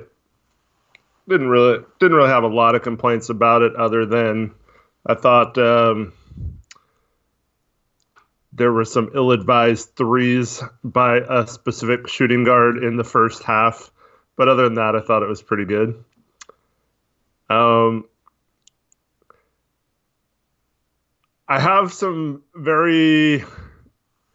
If you follow me on Twitter, you'll know what I'm talking about. But, like, there's some things that drive me crazy in a game like this. And it has to do with pick-and-roll coverages. I'll talk about that once Tori is back, because I want to get his input on this as well. The Niner game was awesome. Yes, I loved it. Was very happy that it wasn't like a down-to-the-wire game. After the playoffs with the Blazers last year, where pretty much every game was like heart attack city. It's nice to get like a real solid victory.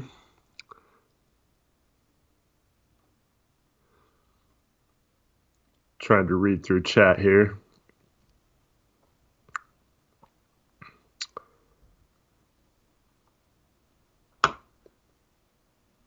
Yep, that's how Tori leaves the camera. I won't tell him Dame Dollar.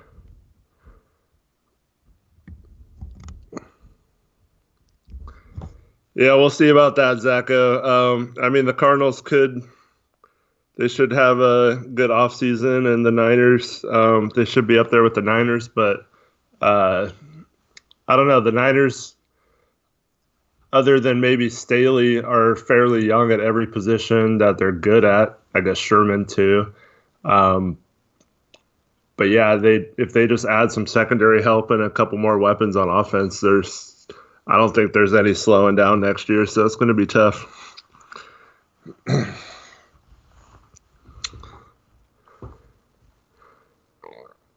Tory feed bagging cereal and chips as we speak, probably. Yeah, thanks, Michael. You're making fun of my monotone voice, and now you're calling this stream's thoughts orchestrated. That hurts, man. Blazers Uprise is banning Dame Dollar from the kitchen. Nice.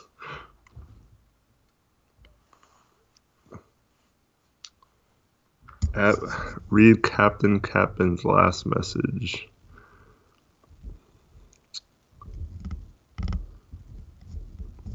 About the ringtone being the MVP of the stream? Okay.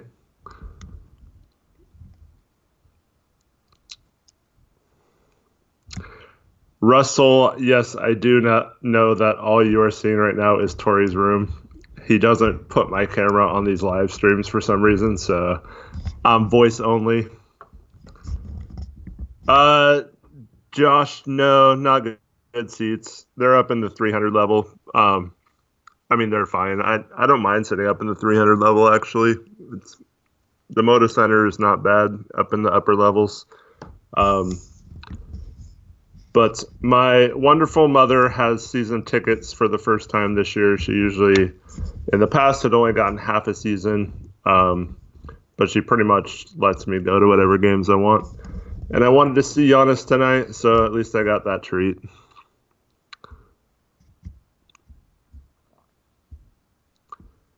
Was it quiet tonight in the Moda Center? There was a surprising amount of Bucks fans. It's really funny because I don't recall there ever being a Bucks fan at a game other than maybe like one or two every.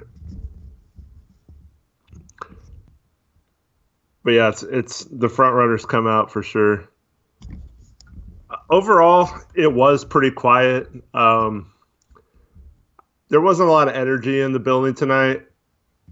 West got a huge ovation. Pat Connaughton and Rolo got good ovations when they came in. The team got, I think we were up like 6-2 or something. It was going okay early. But then, of course, they called a timeout, went on a big run. But overall, it's hard for the crowd to have much energy when we don't even have someone over 6'8" in the stands. I was joking walking up when we found out that Whiteside wasn't playing that I would be the second or third tallest player on the Blazers if I was on their team tonight. So that's kind of sad. But yeah, I would run over to Tori's house, except for he lives like 50 minutes away from me. So by the time I got there, he would be back on camera.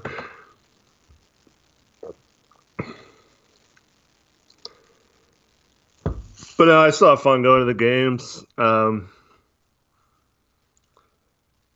It sucks losing. I guess sometimes when you get blown out, it's not quite as bad. I've suffered some pretty heartbreaking losses there, but I've seen some pretty good victories too. Like I was at the 4 overtime game last year. That was a lot of fun. Very tiring though.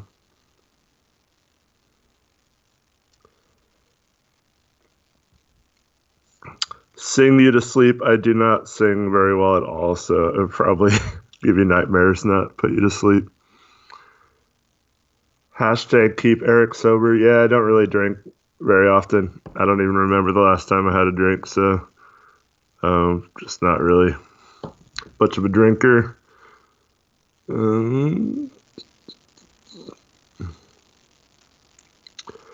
Austin asked if she thought this was the year, and that's why she got season tickets. Not really. She had been wanting to do it for a while. It was just in a better spot to do it. But there was kind of a fiasco last year with trying to get playoff tickets, and it's really crappy what they do to people who have half season tickets but don't have season tickets.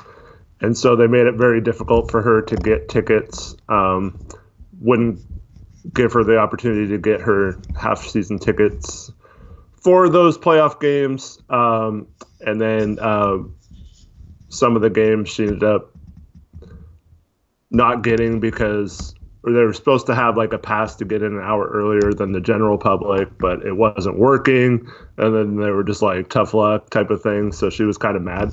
So instead of like canceling her tickets, she decided to upgrade to season tickets where she would get her right of first refusal. So if they made the playoffs, she was thinking she could just say, yes, I want my playoff tickets and get them for face value. Obviously, that's probably not going to work out this year, but I think it's more of a long-term thing. She loves going to Blazer games. So, yeah. She is a little mad, though. She definitely liked last year's team better and is kind of upset with some of the changes they made. So she's not happy about that.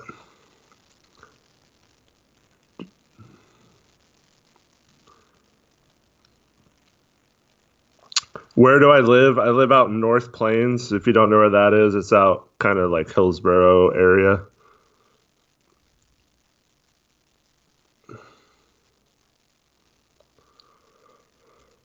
Why do Blazer fans dislike Raymond Felton?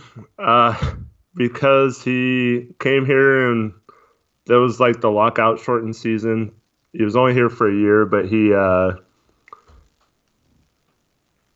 came in fat and out of shape and pretty much dogged that whole season. Kind of led the mutiny against getting the coach fired, and then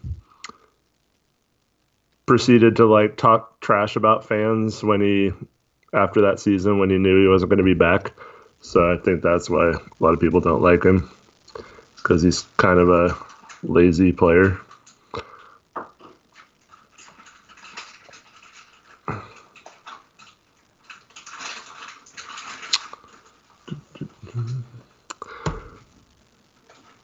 Any updates on the rumors of the Blazers heading up to Seattle? That will never happen, at least not anytime in the foreseeable future. I don't believe that the NBA would allow Portland to move cities, even with a different owner, as long as the Moda Center remains a decent stadium or an arena. It's still in really good shape, even though it's almost 25 years old now. I just don't see that possible unless someday, if it's crumbling and the city or the owner refuses to upgrade it or pay for a new arena, would be the only way. But that's like so far down the line, I don't think that's even possible. Does Melo get a lot of ovations? Yeah, actually he does. It seems like he gets more on the road than he does at home. But he got a nice cheer when he was introduced, and every time he makes a bucket, everyone kind of goes crazy. That last road trip, there was a couple games where it seemed like there was a ton of Melo fans, and they only cheered when Melo did something. It's kind of funny, but he's a top 20 scorer of all time in the NBA, so I guess it makes sense. How many wins do you think this year? That's a tough question to answer, not knowing how our team's going to be in a few weeks. I think best case scenario would be probably a game or two over 500, maybe 44 wins if everything goes right the rest of the season. Worst case would probably be about 20 games under 500, whatever that equals. 36 and no, that would be worse than that. Like 30, 31 and 51 would probably be worst case. So somewhere between 31 and 44. I know that's kind of a big window, but man, if we only got 31 wins this season, though, that's only 15 more the rest of the year. Man, that makes me want to cry. Tori's making nachos. Yeah, post-game streams after last year's playoffs would have kicked some ass. That would have been so fun. I'm not sure how much season tickets are. I think she pays like a monthly fee, so it's not anywhere near 3,000. I don't think. I think it's somewhere about 150 a month, maybe. I guess that's pretty close to 3,000. No, that would be about 1,800 to 2,000, maybe.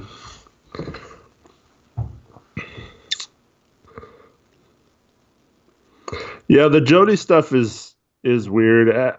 I don't want to just like speculate, but last year she seemed all in. She was at every playoff game, I think. If you go back and watch the end of Game 7 and watch them celebrating in the locker room, she's there going crazy, so excited, so happy.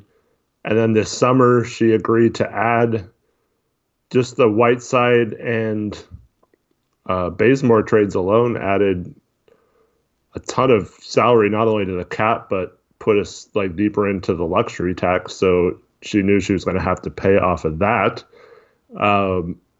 So if she was planning on selling, that doesn't really line up with that process, because most people, when they sell, try to strip the team down a little bit, get it more financially stable, which is one of the reasons why I'm scared if they don't make a trade with Whiteside and Bazemore this year, because that could signify that they're going to let those guys walk and then be closer to the salary cap instead of being more closer to the tax team situation like they were this year. And then I would start to get worried. And it is a little troublesome that, she didn't have any reason to come to games lately, but at the beginning of the season, she was coming to games still, and she seemed pretty into it on opening night. I was there. I was where my mom sits. You have a pretty good vantage point of her and where Olshey and Chris McGowan sit and all that stuff. And she seemed to be really into the game, cheering a lot and stuff like that. And it just doesn't seem like a show to me. If she didn't care about the Blazers at all, I don't know why she would have been there and cheering and stuff like that. Other than the night, when they paid tribute to Paul Allen and stuff like that. So it would really surprise me if all of a sudden, just because this year hasn't gone according to plan at all, if she's just bailed, going from all in this summer to bailing. And Olshey even said last year at the trade deadline that they had a trade in place with the team that would have meant a significant salary addition, and that Jody was fine with taking that on, but the other team backed out. So I don't know, just everything that's happened so far until the last few weeks has seemed like she's all in on this team. Now, it could just be a case where we're not having a good year, so she doesn't want to add money to a payroll, and we might not even make the playoffs. So that's why we might not be using our extra roster spot or making a trade that brings in salary instead of a trade that reduces salary. But I just don't get the sense that outside of the injuries and everything that's happened this year, that they're going from thinking championship to, oh God, this is a mess, I need to sell the team. Like, that just seems like quite a leap, less than half of a season into your second year as owner. And I get that this season is not as fun as last year at all, but once you start to enjoy the game of basketball or a team and certain players and stuff, I'm sure she isn't panicking. Now, she didn't get the team based on necessarily her own financial accomplishments, so you can't really use the normal rich guy sayings with her, which would be like, I mean, people, but a lot of those owners use the team as a hobby. So I don't know. She seemed to enjoy the team. I'm not worried about that. Even if she sells the team, I don't think the NBA would allow it to move. So that's pretty much all I'm going to say about it. But I don't think it's as bad as people think. And I think the people who say they're going to move to Seattle are just kind of trolling at this point.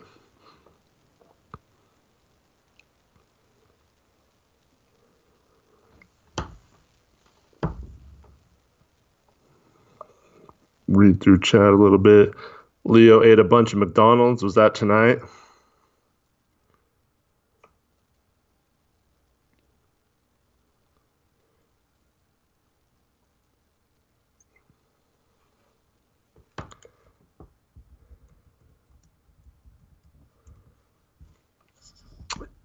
Can I answer if it's spelled Jody with an I or a Y? It's with a Y. Is Tori's mic with him? Why do you hear like a crunching noise? I think he's just watching the stream on his phone still, I'm assuming. Post-game streams after the Western Conference final chokes would have been like 3-hour rants. Yeah, man. Probably would not have been good for me to be on a mic after game one. That was such a disgrace to the game of basketball. And yeah, I know it's just one game, but like it's just so inexcusable to have that one game plan. Bear and Family Adventures, after everything you've said tonight, making fun of Tori's plan and wanting to keep Whiteside, you're wanting to sign Jamal Crawford, really? That's your answer to saving this season is Jamal Crawford? Dude. Oh, I gotta get my headphones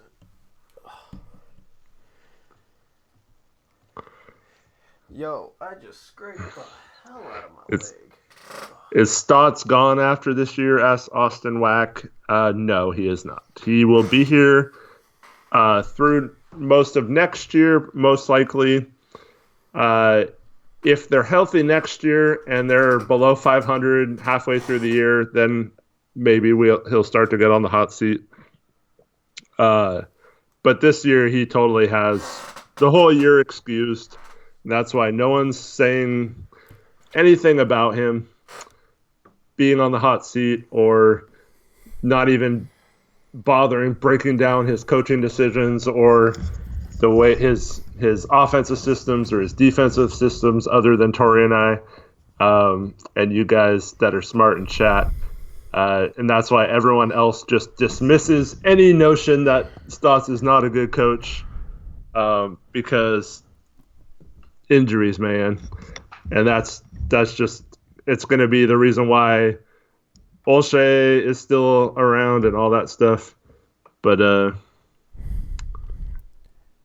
what's up? What's up, man? I just told you I just scraped my leg really bad. Where's your concern? No. You did? Yeah, I didn't hear you. Did. I'm not even kidding. God damn. Are you all right? Are you bleeding? Slightly. Do you sell Band-Aids at your store? I do not, but I have some in the back in our first aid kit if you want some. God, dude, I literally, like on a box or something. I don't even know what the hell. It's dark. God, man, that hurt. Dame Dollar, bro. You literally asking for more than a 300-second ban, bro. I'll actually just show what he said. Yeah, see, he donated $25 of donations. That's why he's not getting any ban for that one. But my goodness, man. So anyway, what's up? Russell's asking if we miss any players from last year. I think we both agree that we missed Jake Layman as well. Yeah, I missed Jake. He would be good on this team with his energy, his ability to get hot in spurts, even if he's not getting plays called for him. Not the greatest defender, but he at least tried his best. And much like Simons this year, he was always put in a position to where he was expected to guard the other team's best player. Like in the playoffs, he comes in cold off the bench and here, take Jamal Murray, and then everyone's like, oh, he sucks at defense because he can't stop Jamal Murray, And yeah. Other than that, I don't really miss anyone from last year. I do miss Curry's shooting. Obviously, having Leonard or Cantor right now would be great because our situation at center is so bad. But overall, I was fairly okay with most of the players we lost off our team from last year, and I was happy if one guy we kept out of all that was Hood. That I think was the right or the best possible outcome. And then it was unfortunate that he got hurt, but there's nothing we can do about that. I don't even like thinking about last year. Yeah.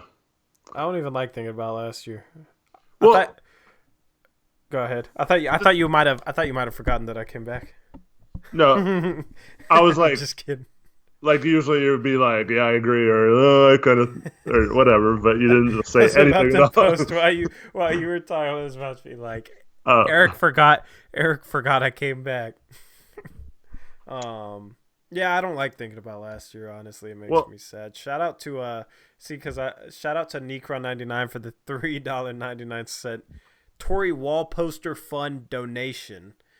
Do you guys remember like my setup at the start of the season? I have all that stuff in a box somewhere. Yeah, put something up on that wall. I gotta move out of this place in the next 2 months. I'm not. Do you wear cologne, dude? That's bad.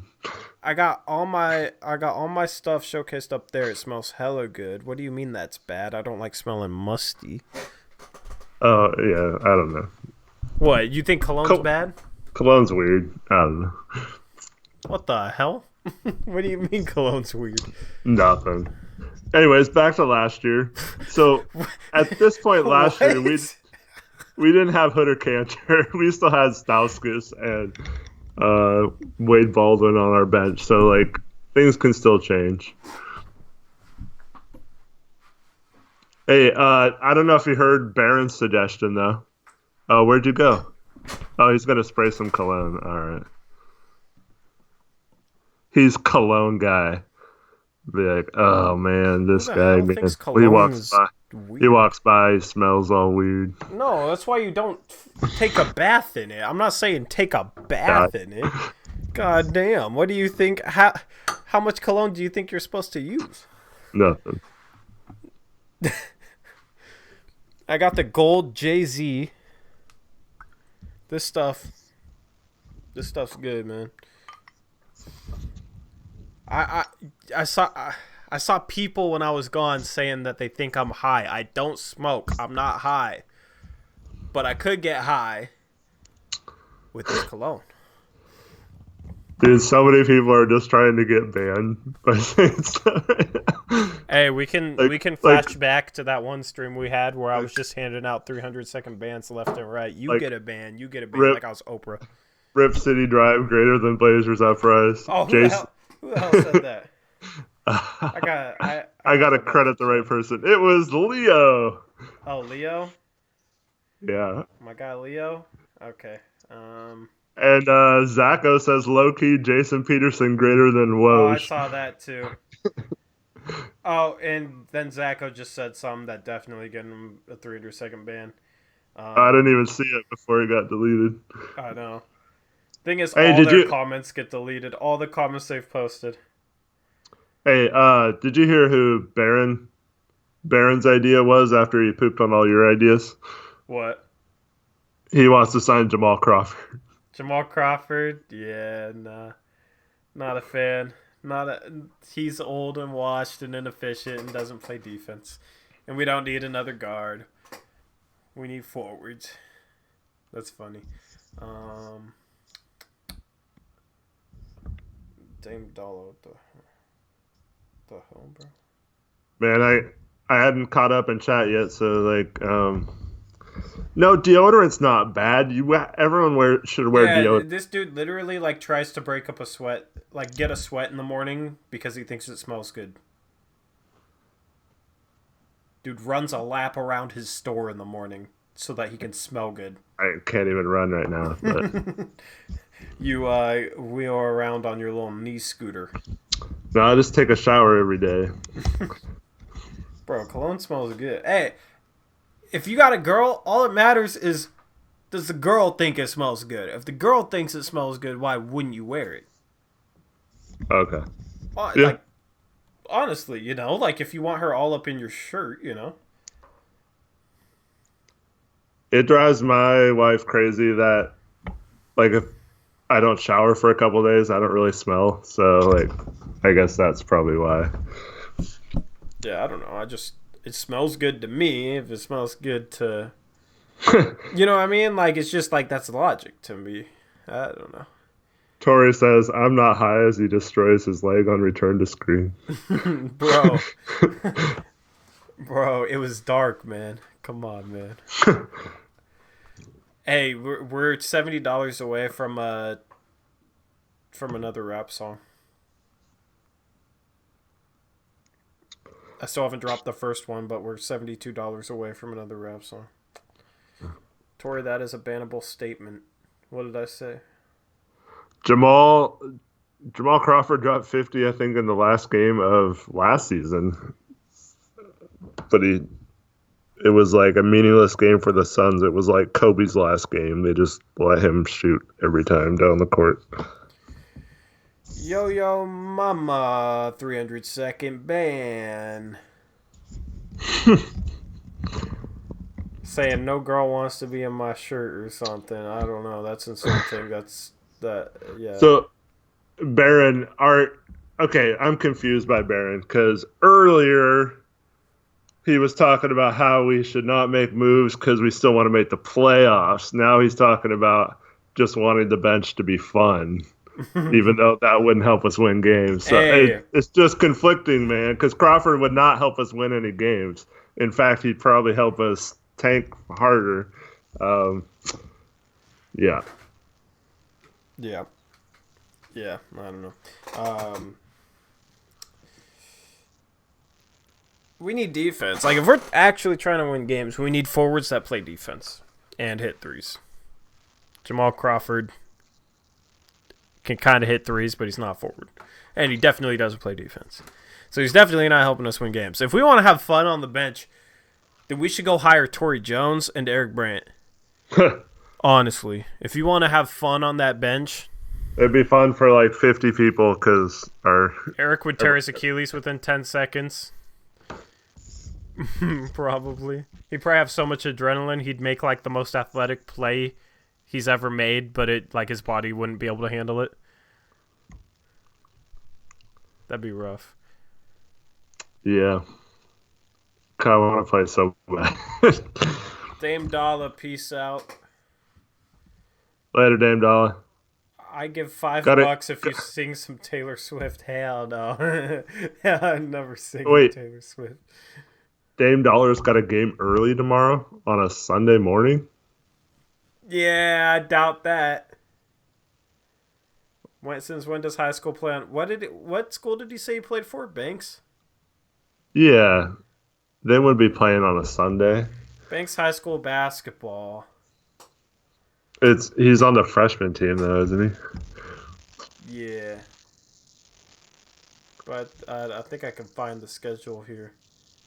Dame Dollar, you technically are in high school because it's like Tori was making fun of me living in a barn earlier, but their school is like their gym is literally a barn that they turned into a gym. Is it really? And it's like the whole like thing all goes to the same school, like for like kindergarten through like senior year of high school. Maybe not that much, but like definitely middle school and high school. You're not even in high school, but you're dunking on people? Yeah, you'd lie. Sure. This dude's probably like 30 years old. Church League would not have games on Sunday mornings either. Hey, Robbie Stackhouse. That'd be kind of cool. just got Tebow before the game. We had a player that did that. What? That would like get on like 5 minutes before tip off. He would get on a knee and like get on a fist and like with his like elbow on the bench and pray for like a minute and a half. Which I mean, like, hey, if that's your faith, if that's your religion, do your Yeah. thing. You know what I mean? But it's also kind of like, I don't know. I'm not gonna say anything that gets me in trouble, but it was just kind of funny because he prayed for so long. Tebow didn't even do it that long, and it was like I just don't understand that. Like, couldn't you pray like in the locker room beforehand? Like, I just didn't understand. Nobody understood why it had to be like 5 minutes before tip off. I don't know. Maybe somebody can explain that to me. At the gym I go to, Sunday mornings is the best. Like when like all the good players go and play. Yeah. I need to know how good you are, Tori. When are we going one-on-one donation to Patreon account if I lose? Oh, Michael. Okay, yeah, Michael, you were the one that I forgot to respond to that. Michael wants to play me one-on-one, and he said you said you'd donate to Patreon if I beat you. Ah, you better play better than he played against Eric Milligan. I mean, like, do you want me to try? Like, Michael, how good are you? Dame Dollar, you're only in 8th grade now? It keeps getting worse, man. How many Yeah, he lies said have he you was told ninth. us? Said he was in ninth. You said you weren't in high school today, but ever since like the last 3 or 4 months, you've been talking about how you were a freshman or whatever. Yeah, I'd play Michael for one-on-one. Probably in the spring though. Once the What does weather's better. What does Michael want if he beats you? I don't know. He's not What? gonna beat me though, so we won't really have to worry about it, you know. Yeah, but what?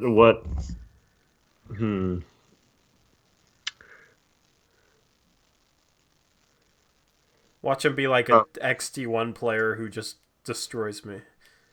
Zacho says sign Dragon Bender. He was on the Bucks tonight. He wasn't active, but he was on their bench tonight. How are we supposed to sign him when he's already signed on a team? And he's trash too, so I don't know.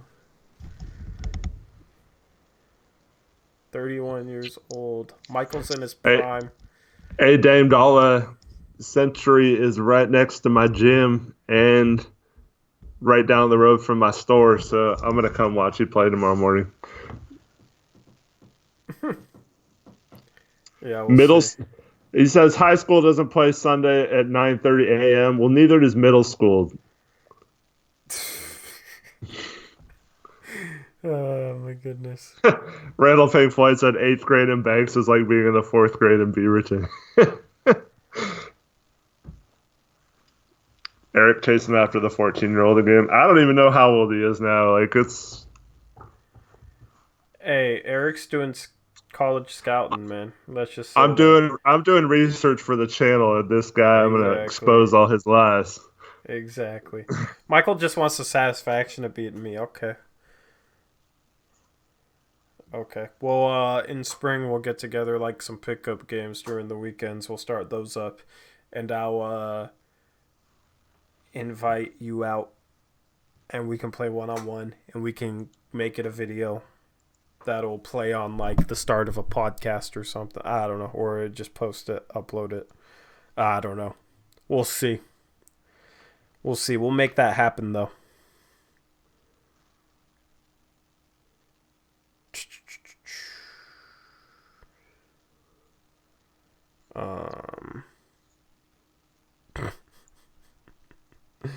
Oh my goodness. Poor Dame Dollar. It's funny because like I just hit a comment from him. He's trying to make you sound like a creep, Eric. I'm saving your ass. You're welcome. Thanks. 42-year-old trying to stalk my ass or something like that. It's like, damn. Mellow Stay goes to sunset. We got all kinds of West Siders out here. We got anybody from Vancouver, though? That's what I want to know. The best city in the entire world, Vancouver, Washington. We got anybody else from here? Zacho, where do you go? Robbie Stackhouse went to Sunset too? Jeez. Too bad you guys aren't as old as me. I know a lot of people that went to Sunset back in the day. Yo Mama Nuts says they're from the Couve. Okay, how are you like my age? Are you? He's gonna come around, find you, and do what he says he always does in here. Oh hell no! Clackamas Community College.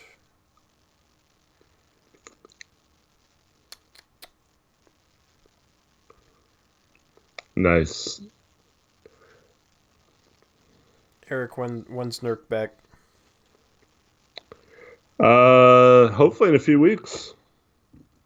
Everything I saw, he's looking good.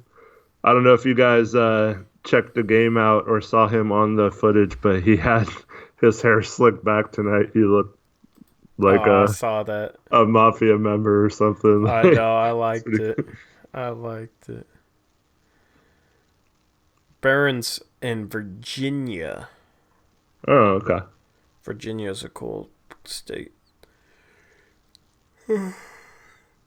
Damn, why are you on? Zacho, where did you go to high school? In the Clackamas area too. Scalabrini's in Kaiser, the home of In-N-Out. People be driving 4 hours to wait in line for 4 hours. Oh, he's an attorney with Westview, McMinnville, Tualatin, Century, and Liberty.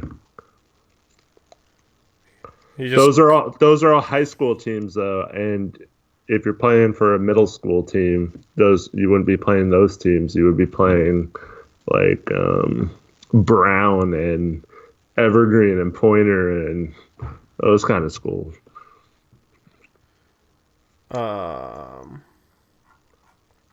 Zacho went to Oregon City. Cool. 18, by the way, turning 19. Gotcha. I'm from Hazeldale. I'm from like Philida, Hazeldale area. Oh hey, Barron went to the Blazers Wizards game last week. That's cool. Or I guess it was a week and a half ago. Oh, in Washington, yeah. Washington's arena seems lame, to be honest. How far of a drive is that? Yeah, I'd love to be able to go like see the Blazers play in like every arena. That'd be awesome. That's a future thing. Actually, I'd have to be okay with flying again to do that, but that'd be a cool like vlog series. Yeah. Or you could do like around the U.S. with Tory Jones. Driving. Do a video log driving. Yeah. I don't know what I'd call it. Necrons from Seaside? Nice.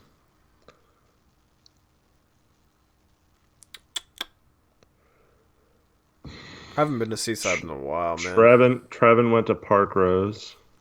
Cool.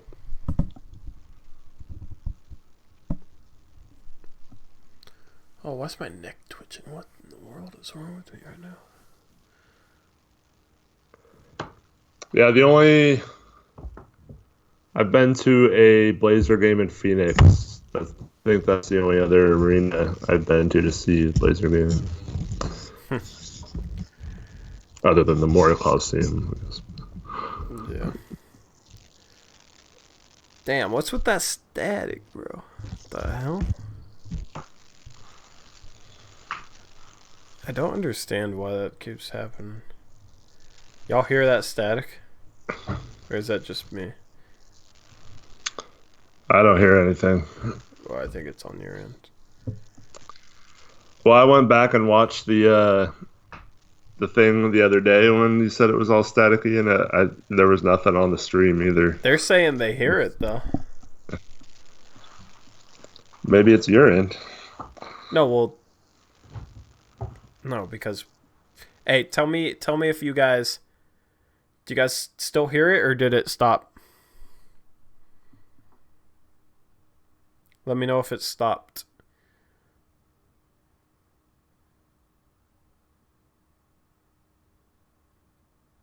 It stopped? Yeah, it's on your end, Eric, because I just muted Eric's audio. I muted your audio and stuff, so yeah, I don't know. It's on your end. I don't know what it is. It might be a Skype issue, too. Yeah, so it's probably so. Because that's what we do. We just call through Skype. Yeah. That's what we do. But yeah, I need to get at least the Blazer flag up in the background here. Mm-hmm. Damn, man, it sounds like the ocean. Somebody said it sounds like the ocean. It does sound like the ocean. What in the world? Getting worse.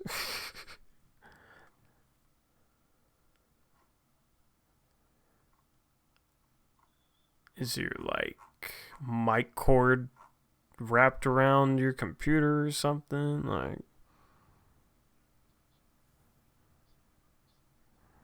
That's so strange. Nothing now. Yeah, well, it's because I muted him. I literally hear nothing on my end. It seems. Yeah, I don't know. I wish we had $1 million studio, but we don't. Oh man. So what do you guys want to talk about? What do y'all want to talk about? I said I wanted to wait for you to get back to talk about something that was bothering me during the game. Oh, what was bothering you? The pick and roll coverages. Why? Well, I mean, I tweeted about this, but when you don't have a player over 6'8", why not just switch every pick or at least try trapping or trying to pressure the defense or something. We didn't do any of that. And I know no one is really paying that close of attention this game. But it's just something that I always focus on. It drives me crazy. It's we had guard-on-guard picks. Like Pat Connaughton would screen for Dante DiVincenzo, and it would be Damon CJ. And one of them would go under the pick, and the other would sag, and the person would get an open three, Yeah. And that just drives me crazy. That should be an automatic switch. If any coach knows how to play basketball, that's an automatic switch in those situations. I mean, players should know that too, though. Yeah, I know, but if they're not they did it the whole game, so it's not yeah. Something that should have been actually, I'll take that back. There was a couple plays in the second half where Middleton set a pick and then tried to post someone up Dirk style at the free throw line. So they did actually switch those, but it didn't hurt us at all. It only hurt when they got the offensive rebound and kicked it back out to Middleton, who re-spotted up and then got a three. Yeah. But yeah, it's just, I don't know. It's just why sag the big when you don't have a big?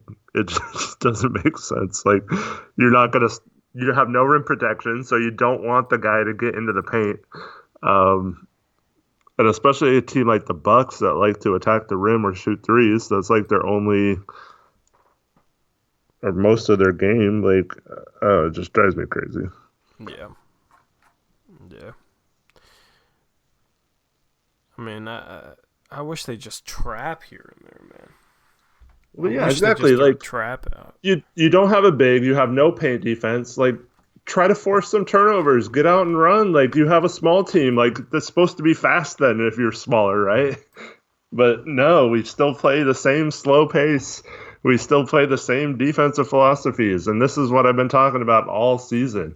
And yeah, we weren't winning this game tonight regardless of what happened. But it's the coaching staff thinks that way and is coaching that way too. We're not going to win, so let's just do this. But then at the same time, they put Dame back in with 8 minutes to go in the fourth quarter, down 24 points, and for no reason after he's already played in like mid 30 minutes going into the fourth quarter. Like, Yeah.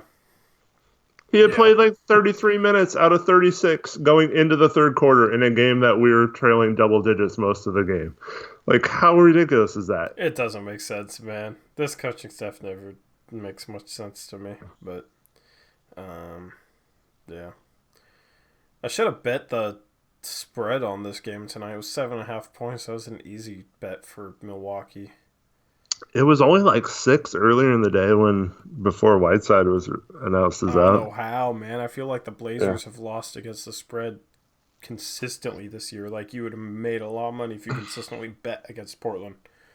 I feel like that's why chat's so much worse than us and picks against the spread. I think it must have just been because they played last night. It's the only thing I could think of. They're on the end of a long road trip. Nobody played over like 30 minutes, though. That was the thing. No, yeah, I'm just trying to think of a reason why. Yeah, I don't know. Do not know. We got a new subscriber from Philly called 3J McCollum. What's up, man? Or woman? I don't know. Are you in here because you are hoping that CJ gets traded to the Sixers, or are you just saying you're a subscriber from Philly and you're trying to troll? Or he's a Blazer fan from Philly. Could be one of many things. Oh, yeah, that's true. Yeah. For some reason, I equated it to... You thought he was meaning like he was a Philly fan. Well, no. Well, you just heard all those rumors, or people saying there were rumors about CJ being traded to Philly earlier in the chat. So I was thinking, I had that mindset. So sorry if you're a Blazer fan. And you just... Maybe he's a Blazer fan that likes... Yeah, see, it says I'm a Blazer fan from Philly. Nice. Yeah. I got your back, 3J McCollum. Hope you enjoyed the channel. But yeah. So, what are we? Are we on hour? What hour are we on the stream, man? We're over 2 hours. I need a 5-hour energy. God, dude, my hours are. I hate getting tired at this time. I like staying up till 2, 3 in the morning. I hate getting tired around. That's fun, but you can't do the all night thing anymore. What do you mean? Like stay up till 10. I mean, yeah, that was a problem in the past. Now it's like I sometimes have trouble staying up till 10 p.m. When before I'd fall asleep at 10 a.m., wake up at 3 p.m. for our podcast. I'd literally be live with... You guys don't know this. I'd literally wake up and be live on a podcast in like 10 minutes in the past. Because my hours were so messed up. Or just sleep entirely through it. You guys need to collab on live. What do you mean collab on? Oh, with Peeps and Plaid? Yeah, I'm waiting for them to reach out. I mean, they got busy lives and stuff, and I've told them, anytime you want to hop on something, post-game show, podcast, let me know. We'll make it work. I've honestly never talked to either of those guys, like, in person, in a Skype call or anything, to be honest. But they're cool guys, so... Have to get them out to play some basketball or something, because I think they go out and play basketball during the weekends or whatever. I don't know. No, 3J ain't getting traded for Al Horford. Capping. Capping's capping. Hey, Tori, what's up with Stotts? I've been hearing stuff about he needs to get fired, but I think he's a good coach. Honestly, one of the things that me and Eric are known for is we're actually pretty critical of Stotts, but we try and explain why. You can think Stotts is a good coach. You could be critical of him. We're open to any opinions of Terry Stotts. We've actually ended up with a lot of drama on Twitter because the media doesn't like it when people are critical of Stotts. Basically, I just think he hasn't done as good of a job as he could have with this roster. I don't think this roster should be 16-24. We've lost a lot of games to teams that we're better than. I mean, you look at the New York Knicks, we got blown out by them. We lost to the Cavs when they didn't have Kevin Love. We lost to the Pelicans twice, once at home. We lost to the Minnesota Timberwolves. They didn't have Karl Anthony Towns. We got destroyed by them. I just don't like the stagnant offense. I don't like the stagnant offense. I think anybody could coach this team to play the offense they run. And that's not just this year. That's basically every year. It's just ISO-heavy, stagnant offense. I think any coach could teach that. Honestly, like, why not go get a defensive coach then? If we're just going to run this ISO basic offense, we're going to be last in assists for the second year in a row this year. We're last in ball movement, that type of thing. Defensively, we only run like one scheme for the most part, which is dropping the big man back on the pick and rolls. We struggle with like defensive fundamentals. We've struggled in the past, but we've been able to make up with them by having lanky players that could still recover well. Now this year, we don't really have Aminu or Harkless, so guys, when they're out of position, they don't have like that length and that speed to really recover well out of it. I don't know. There's just like a bunch of little things that this team struggles with that I think with good coaching, they would have shown improvement on this season, and they haven't shown improvement on it. So it's not really like injuries have obviously hurt us a lot. Well, let me just say something real quick. Go ahead. You are pretty much spot on, except for the fact that you keep referring to this season. Tori and I have had complaints for several years now about these same things, and they're just magnified this season because he doesn't have good enough players for his system. So instead of trying to curtail a system to making it better this season or trying to get the most out of what he has, he's just kind of throwing his hands up saying, oh, these players don't work in my system. And that's frustrating to us because a good coach, like look at what Nick Nurse is doing in Toronto right now with all these injuries to his team, but he tries different things. And sometimes it doesn't work. Like, oh, let's double team Dame and not let him beat us at last shot of the game. And, you know, Melo ends up hitting a game winner. They lose. But at least he was like, okay, my decision is I'm going to take Dame out of this play and not let him beat us. Instead of just, you know, we'll just go out there, play defense, see what happens. If they hit a shot, they hit a shot. You know? Yeah. Like, yeah. So yeah, I just want to make sure people know that you're not just talking about this season, even though you keep saying this season. Yeah, no, got you. Yeah, I mean, like, that's what I was trying to say, too, is we've had personnel to, like, win in spite of some of the coaching issues I think we've had in the past. Now the coaching issues are more obvious because we don't have that personnel. But, hey, don't assume he's a burner. There's nothing, like, he's been completely fine in here. I don't think he's a burner at all, man. And I know you probably don't agree to this to the same degree that I do, but I do think he has a lot of great qualities as a coach. The players love him. That's always a good thing. He's kind of like Dame, where he doesn't get too up or too down, at least publicly. So a lot of times, especially with a younger team, it's good to have an even keel guy like that. It's just when it comes down to X's and O's in the playoffs, when you're playing the same team 7 times in a row, I don't feel like he is a strong enough coach to win a series based on some of the decisions he made during that series, like some people are.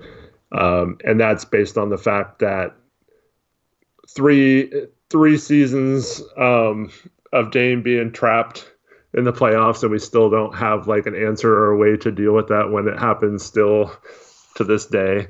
We don't have an answer for when dropping the bigs doesn't work on a pick and roll. And these are things that in the playoffs, you can't just do the same things over and over again. Teams adjust to what you're doing. and you become predictable, and you have to find a way to become unpredictable.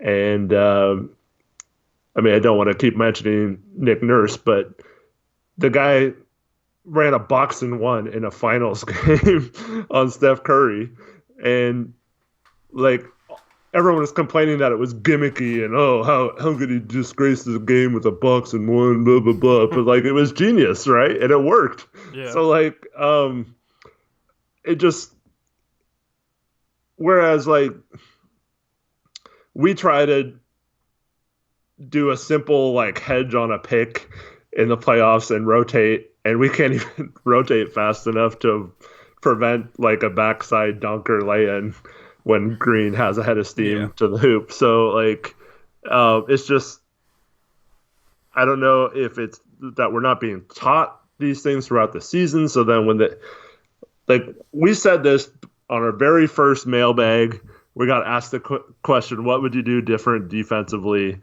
And we both agreed that you need to have several different philosophies that all mix. So like, you know how to play certain teams, or you can do different things in different games, either within a game or against different teams and things like that. Like you have to be versatile.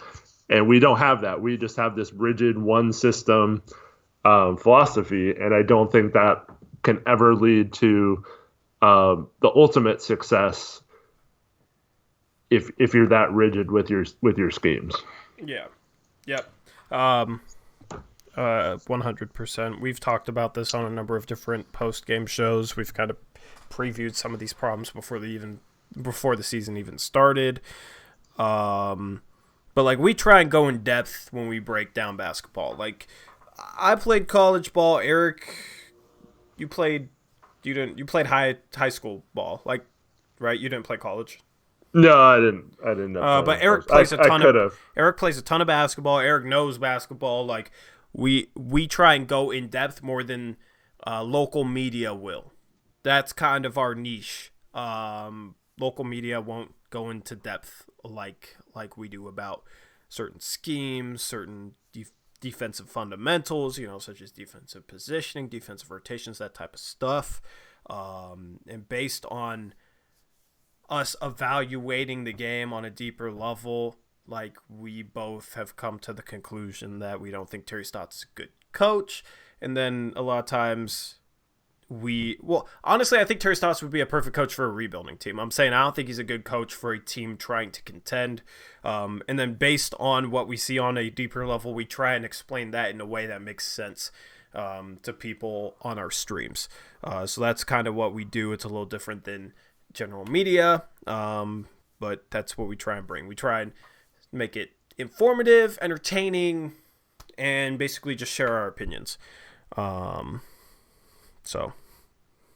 Trevin, I'm not just saying I could have. I actually got offers to play at pretty much any non-D1 school in the Oregon and Washington area, but like a lot of those levels don't offer scholarships and stuff, and it was a lot of private schools or community colleges, and my dad basically told me that like he wanted me to go to a 4-year university and all that stuff. So I ended up going to Oregon State, hoping to try and walk on, and then never even tried out for the team. So yeah. Yep.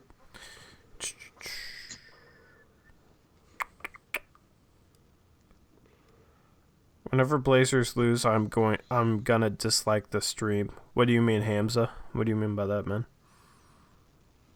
Like leave a dislike on the stream, because that all that does is hurt the channel.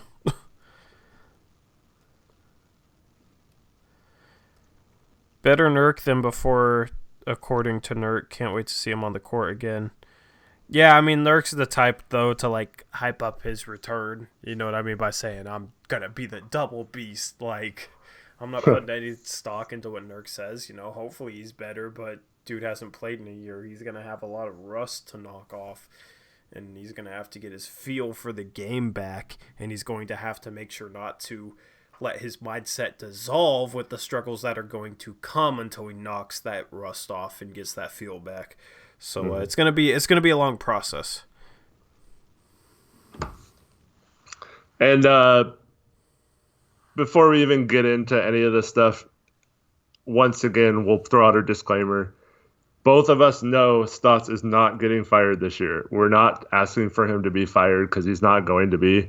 We know that, but that doesn't mean we can't point out when we see flaws or coaching mistakes or hold the coach accountable for things that happen. Yeah. Hamza, we don't need to be more eager for the Blazers to win. Don't hurt the channel, bro. I mean, like it probably doesn't make really much of a difference at all. But like, YouTube recommends what? What were you trying to say something? How does us being more eager for the Blazers to win help? Well, I was trying to help the Blazers win. Like literally, whatever we say here does not matter to whether the Blazers win or lose. I mean, I was trying to respond. No. I mean, what the thing is with YouTube, it considers like to dislike ratio, and it considers that when deciding when to suggest things to other viewers. So, an extra dislike when we don't, when we have like 10 likes, one extra dislike is like a big difference. You know what I mean? When we have 20 likes, one extra dislike is a big difference. That might be the difference between our channel getting recommended for somebody or not being recommended for somebody. So that's what I mean. Like it ends up hurting the channel. But it's, yeah. I mean, we already get hurt. We already get hurt if the Blazers lose because less people tune in when the Blazers lose. Unless it's okay on a post-game stream, more people turn in if the Blazers lose to a bad team right now. Because the rants are, they enjoy the rants. So when we lost to the Knicks, we had a ton of views.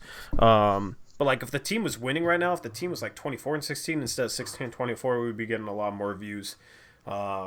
Which, like, isn't a big deal to us at all. I'm just saying, like, our channel gets hurt already when the team loses. You know what I mean? Because, like, if we got more views, it would be recommended to more people. Could bring in more Blazer fans. You know what I mean? Like, I'm not, like, obsessed with views at all. You know what I mean? Like, I'm not, like, sitting here worrying about, oh, we only got 600 views compared to, like, 900 views. You know what I mean? Like, I keep track of it a little bit, but it's not like a huge deal to me because like what matters to me is the people that are the most supportive of us, that are in here every time. But losing already hurts the channel. Mm-hmm. Make 2K videos so your channel grows faster.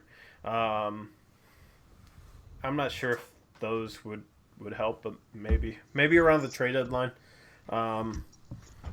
So we already talked on this one about how it would have been cool to have streams last year, but Tori was involved with True Blazer Fan and had to do stuff for them.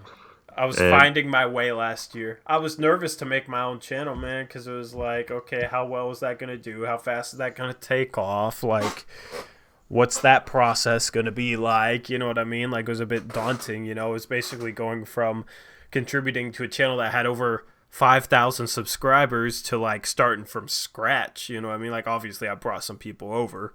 It was cool to like shout out, like say I was starting a new channel and then have 500 subscribers in a day. That was cool. But it was a bit daunting of a task. So like I do wish I was like a year ahead in this process where I was doing post-game shows last year. But your draft profiles and trade reactions got a lot of views. The trade deadline should get you a lot. Yeah, that's the plan. I'm hoping.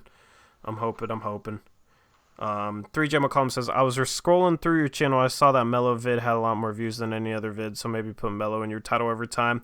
That Mellow vid had more views because I started that because it was like right after the Mellow news broke, so a lot of people were searching for it.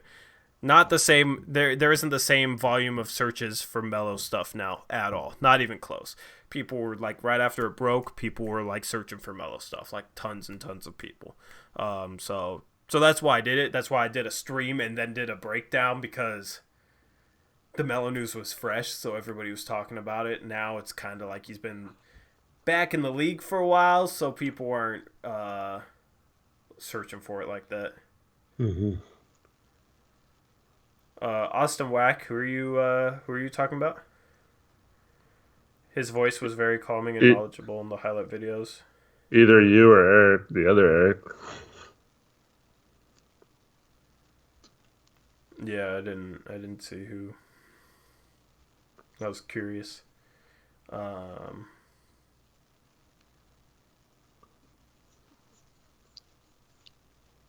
don't know what you mean by that, Trevin. Do you get what he means? I still think that they think it's someone else just trolling. Yeah, I don't know. I'm confused. Chat has me confused. Oh, me? Oh, I appreciate it, man. I appreciate it. Trevin thinks 3 days a burner. Yeah. Yeah, those breakdowns were so much work that didn't make me any money, man. That was just my passion and trying to get stuff out for people. Those were so the highlight breakdowns from back in the day. You guys can go back and watch it. Like some of the, I couldn't be like super critical because of who I was working with, but some of the coaching issues might be illustrated in some of those. I don't really remember, honestly, like hardly any of them. I remember making them, but I don't really remember the finished product of any of them. You know what I mean? Like my past videos blur together. It's just a blur. You know what I mean? Like, mm-hmm. I remember like our first podcast we did together. Yeah. I remember editing our first podcast when they weren't live caused a lot of issues, and I would stay up, and I don't know, it was hell. Isn't this so much easier being live, man? Like, yeah, for sure. I remember like Eric remembers the struggle of when I started making the podcast and had to like make them like a video and edit them a little bit and do that type of stuff. And I was always telling him like it's gonna be so much easier when we're live. We had the roster breakdown one where the video somehow with the video, and we had to just make it audio only. And then we had a whole podcast that we did that was like unusable afterwards. Mm-hmm. It was frustrating. Yeah, it was the worst, man. It was the worst. And I was just telling him like, we're gonna get live and we're gonna be completely fine. And then we had to figure out how to get his camera up there. Now we know how to like, yeah, it's kind of crazy. But like, there's gonna be stuff that happens, and if in like 4 or 5 months from now, you guys will know my whole like master plan that I can't share with you guys right now. But I'm putting in work behind the scenes on something bigger than this. Let's just say that. Kind of why like I'll say like, oh, I want to get a video out before this next game, and then I don't. But yeah, you guys will know in like 5 months. You guys will be looking back like, I don't know. I'm gonna make y'all proud, man. We're gonna do some big things. Just say that. Does Eric know? Yes, Eric knows. Eric is like the only one who knows my master plan. I told a couple friends like that I know in person, but that's about it. Tori's using this platform to launch his rap career. No, God, no. Kyle figured it out. No, man, no, hell no. That's funny.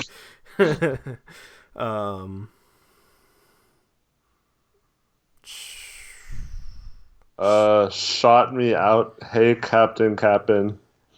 He wants to be shot. Master plan equals rap beef with Dame. No, I mean like a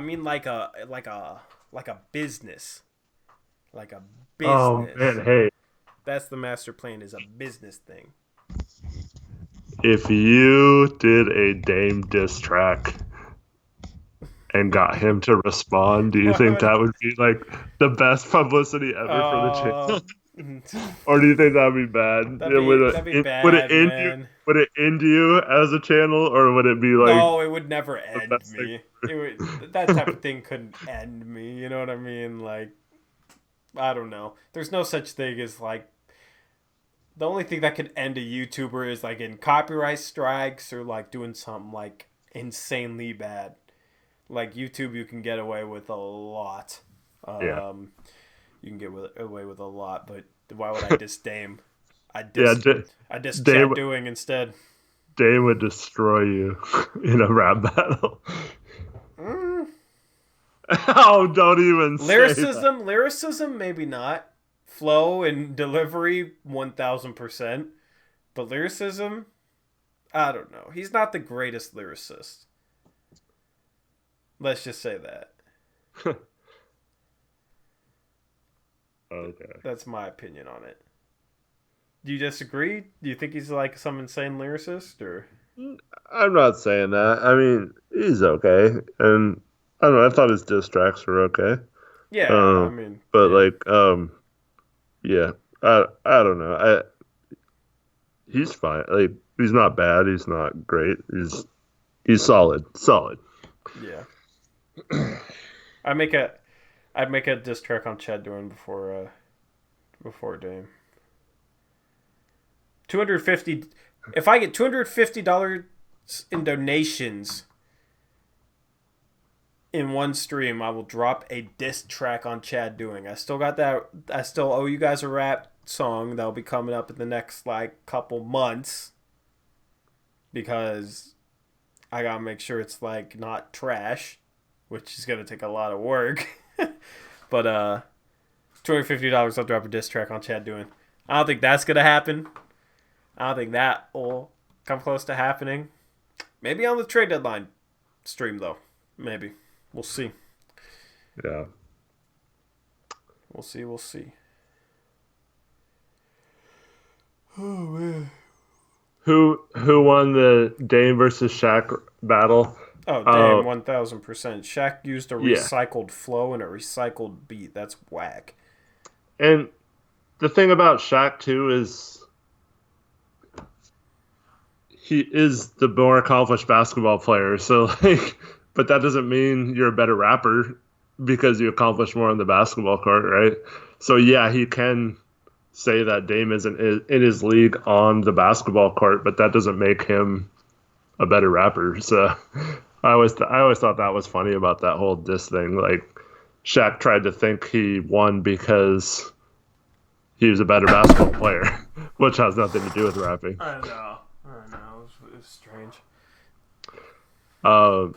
Scalabrini asked who won, KD or Perkins. Nobody won that. They both looked bad. I will say Perkins won because I agreed with everything he said 100%. Because I can't stand KD. Yeah. Yeah, I can't stand KD either. Russell first round exit Westbrook said you can literally film a dead body on YouTube and survive, which would incidentally be what Tory would be if he dissed Dame. Yep.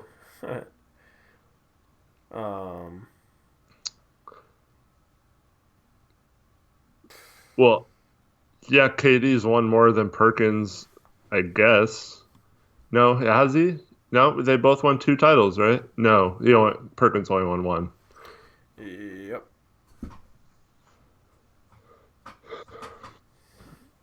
Sagging in my chair because I'm tired, but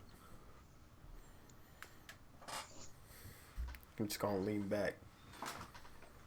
Relax. Dame Dollar's back.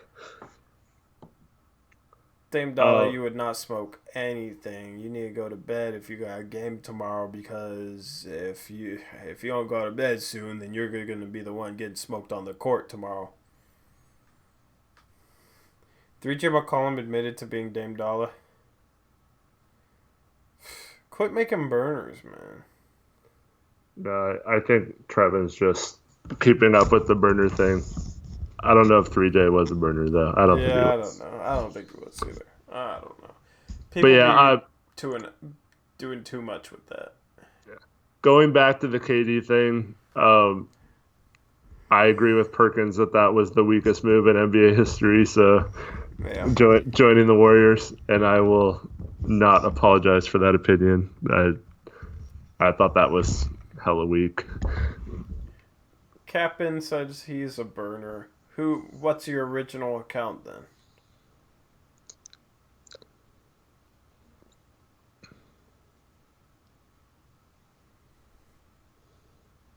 What is your original account then? If you're a burner.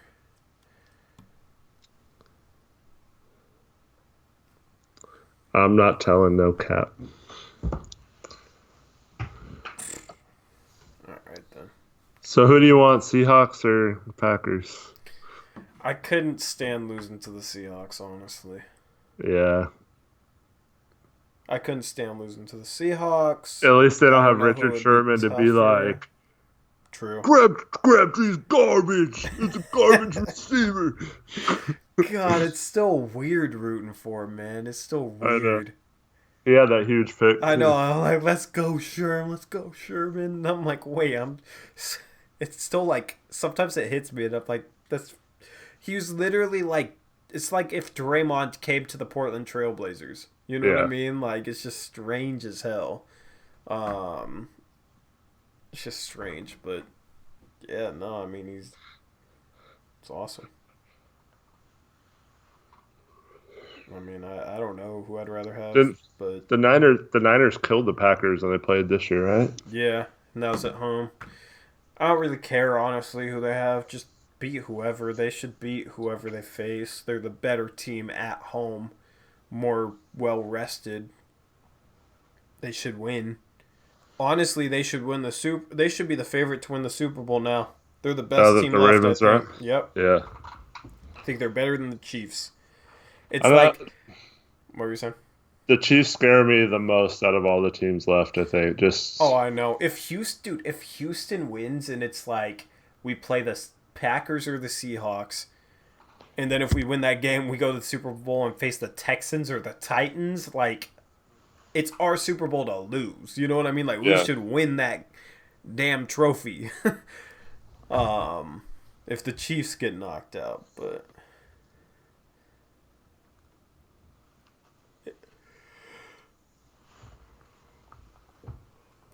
If you guys can guess who I am in one guess, I'll tell you if you're right.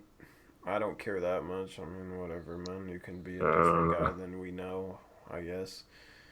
I don't know why. I get familiar with certain names on here, so then when you switch it up, I can't tell if it's a same person or a different person. Like, oh, yeah, it definitely is the People's Mix. I don't know if he's vulgar enough. No, it's definitely the People's Mix.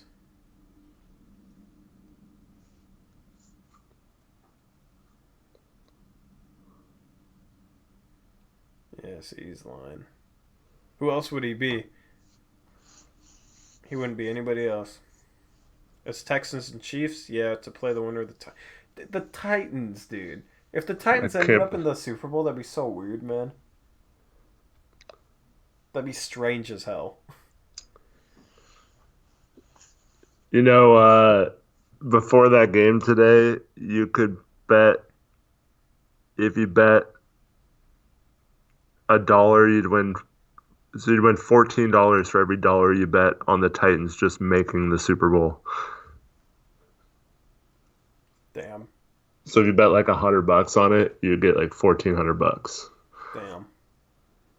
And they don't have to win the Super Bowl, just make it. Now the odds are changed, but yeah. And the Texans weren't much better. They were like 13-1, and the Chiefs were like 4-1 or 3-1 or something. So like Ravens were heavy favorites. Oh, Captain is Yo-Yo Mama. God.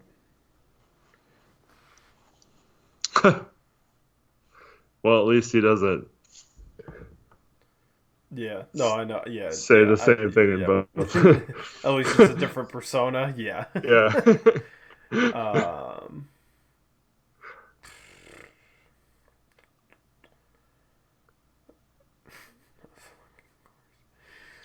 Oh man, I'm getting tired. I think I'm gonna hop off.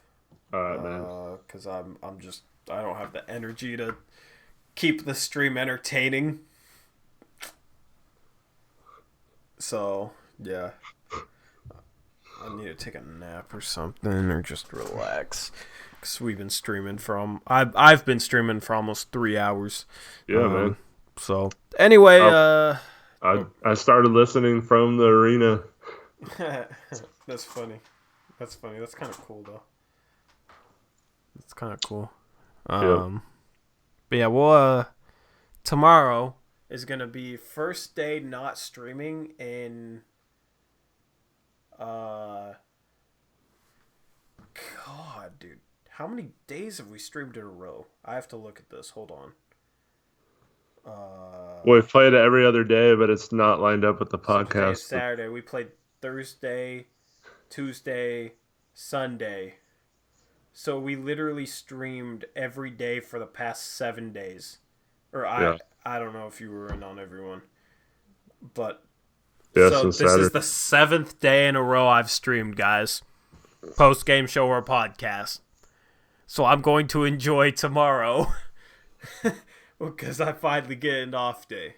And then we'll have podcast post game show Monday. Nothing Tuesday. I like that better. I like Monday, Wednesday, like having a podcast, the game, post game show.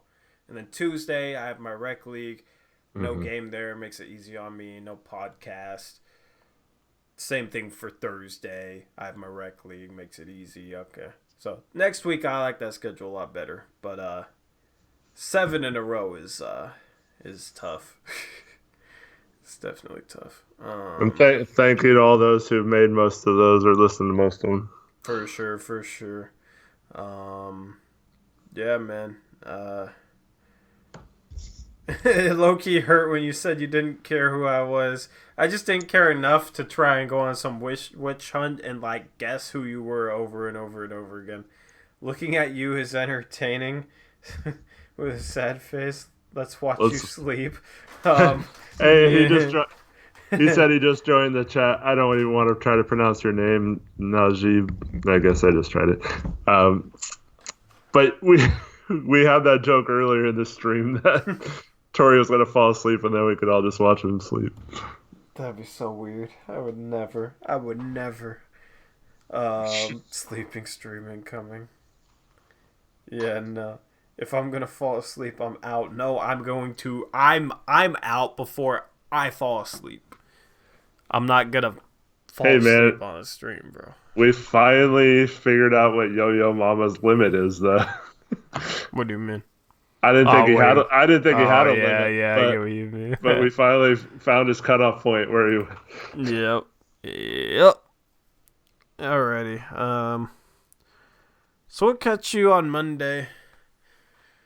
I got some editing to do and some recording to do and some videos to do. We'll see when they get done. I'm gonna try, as I always say I will, and then I struggle sometimes, but I might do another video soon too. Yeah. It's still fresh to you. Video making is still fresh to you. Well, my only issue right now is so it's been taken about anywhere from 5 to 7 days after I make it to get it ready to put on YouTube. Yeah. And we're getting so close to the trade deadline, I need to speed that process up and have it out in a day or two once I film it. Otherwise, it could be more efficient the more you do it. But what I want to do a video on is kind of a trade thing, but basically saying why we have to trade Whiteside and Bazemore, but use graphics and stuff to show all the cap situation and all that stuff for people who don't understand that kind of stuff. So I was thinking about trying to do something like that. I assume you'll want me to make the graphics in Photoshop because it will look good. Well, I mean, if you want to help, that's great. But I mean, I just want it to look good, and I don't know what you would use, but yeah. Yep. Anyway, signing off for now because I'm exhausted. Hitting almost 3 hours. We're gonna cut it short right before 3 hours. So, we'll catch you guys later. I'm gonna enjoy my day off tomorrow, and then we'll see you again on Monday. So. This has been it for me and Eric. This has been the Uprise Post Game Show. We'll catch you later. Peace out. Go Blazers.